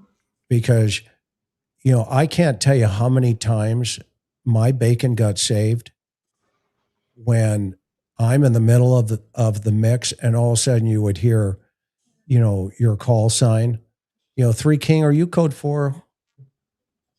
And nothing would come back because you're rolling in the dirt, or somebody's trying to get your weapon and kill you. And the dispatcher's going, any unit in the area, 3rd and Hill, 3 Kings out on 1. He's not responding. And all of a sudden you get that 2-second break to your radio where you say, station, I need cover. And she's already got them en route. Or he's already got them en route. But most of the gal, we had Tony, but all of our dispatchers were all women. And they just knew you. They knew your voice. They could hear something in the timbre of your voice. They knew something was up. They knew something was going on before you could even get it out. And they could tell, like you'd go out on, it would go something like, 3 King, I'm 1151 on 1 at 3rd and Hill. 10-4 3 King. Right? And a minute goes by, less than, maybe a minute 30. 3 King, are you code 4? Yeah, roger that. I'm code 4 here. I'm 1151 on 1. 10-4. And it would be that fast. Okay. And in our city, where we had hundreds of thousands of calls, through the year, right? Throughout the year. We were the 3rd most violent city per capita, okay, back in our time. Now, if you think about that, at the time, our city was like 150,000 thereabouts. They're almost up to 200 now, I think the numbers are. Mm-hmm. But we would roll from call to call to call. And I mean, I choked out 6 guys in a single night when we used to be able to hold the carotid restraint. The carotid sleeper. The carotid sleeper, when applied correctly, is a wonderful hold, but Yeah, it was Problem great. is, cops don't do it properly. This question here, would you recommend somebody? My answer to that would be dependent upon your physical state. I would also recommend you need to sit back and seriously examine your conscience if you're willing to accept every potential outcome of picking up a firearm. Sure. If you aren't, then I would recommend pepper spray. But then comes the physical aspect. Are you Bear physically spray. capable of shooting? And then are you going to go to the range and become proficient and shoot regularly so you know how to? Just buying a gun is not a solution. And so, and it's not that I have anything against guns. I conceal carry, um, and but I also, practice, and I also have invested a lot of soul searching of whether I can do it again. And so I would give those thoughts. And I was going to mention one other thing. Chris was talking about the radio traffic. Sometime, Josh, you might want to play part of that pursuit. Yeah, I had to clean it up a little bit, but I thought you might. but it's coming out good. So when we get on here the next time, I'll do it. Can you do me a favor once you get it cleaned up? Because I figured it could be cleaned up. Yeah, If you could send it back to me, I of would course. love that. Yeah, Because not a problem at all. I'll give your audience a teaser. It's Chris and I going down Interstate 5 at 2:30 in the morning at 100 miles an hour, chasing kidnappers/armed robbers. It was. I There's mean, your teaser. trust me, I was listening, and it's pretty intense. And Can you hear Irk? Know whose voice Yes. is Can you hear Irk? yeah, He's howling. He's pretty. He's ready, man. He's ready. It says. And by the way, John, before we go, somebody sent in a super chat that said I have to sing "Happy Birthday" to you. So I guess I'm gonna have to do that. Hang on, let great me get my show. guitar. Let me get my guitar, and you can sing. Hang on. Can I pimp my books quickly before we wrap up? Please do, please. Okay. I want to thank everybody that's bought my books. And there was just a question, does John date? John does not date, and then not yet. It's still too soon after my wife's death. Sorry, I asked you out. So Someday, John may date. John may date. But I was married to the most wonderful woman in the world. But anyway, I've got two.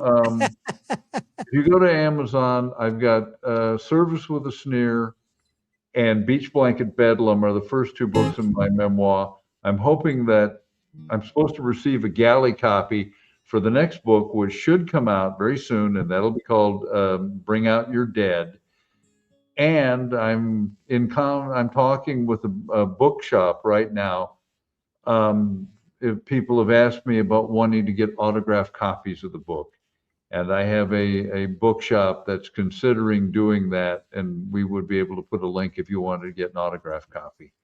And Awesome. I'll also add, I'm going to be at the Killer Nashville Writer Conference on between August 20th and 23rd.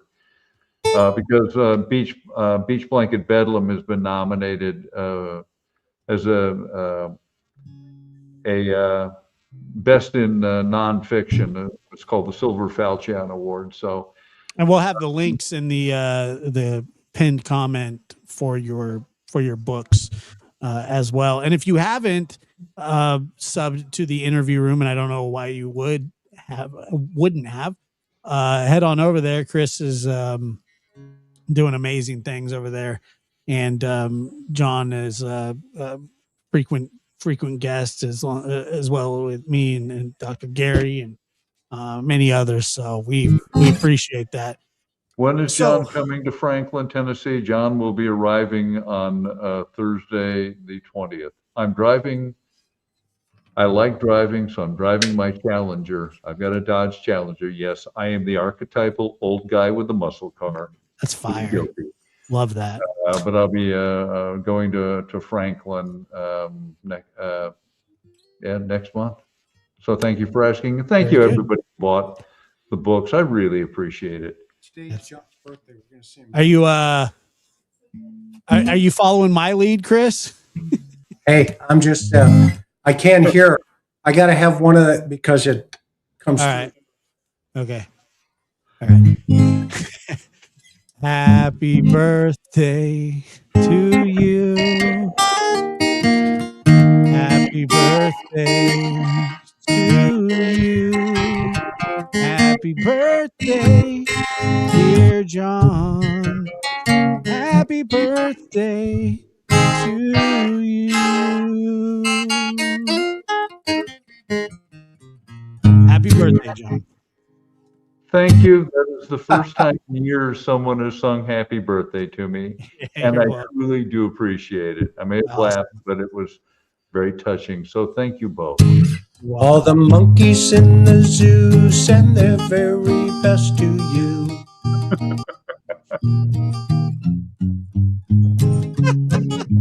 I've never seen monkeys in the zoo send their very best. They tend to hurl stuff. Happy birthday to you. There you go. I didn't know you could sing, Josh. Yeah, a little bit. They're All nice. right. Well, thank you very much. That's nice. All right, guys. Very Well, nice. Happy birthday. happy birthday, John. And so thank you guys so much for being here. It's been a blast, John. It was awesome spending your birthday evening with you. And Chris, when's your next show? The next show will be probably tomorrow or Wednesday, and John will be on. Awesome. Cool. Sounds great. And We'll, also the see you guys then. 29th, we're doing part 4 of John Benet Ramsey. And that's been incredible, Chris. Well, yeah, Dean and Greg and everybody it's coming together. So the next one, the 29th. That'd be great. Awesome. Roger that. All right. Thanks a lot, guys. Thanks, Josh, for having us. Yeah, it was fun. Catch you next Thanks, time. Rats. As See you always, guys later. thank you to your Aloha. mods and your people, your chats. Great your mods. Yeah, we subscribers. have awesome Great mods, awesome chat. As they used to say in high school, smell you later. See you later, Chris. Take care, John. Thanks a lot. Good night, Josh. All right. Take care. And so Esmeralda says, great show. You're all special. Thank you for your strength, dedication, tireless work, seeking justice, supporting families through their darkest hours. Well, I appreciate that as well. Had a lot of fun tonight, great conversations and great calls as well. And we'll be back later on this week with we'll take some more do more call-ins. And you guys are awesome. Thank you for all the support and the kind words. I'm grateful to have such amazing guests and friends on this show. And so we will catch you guys on the next one.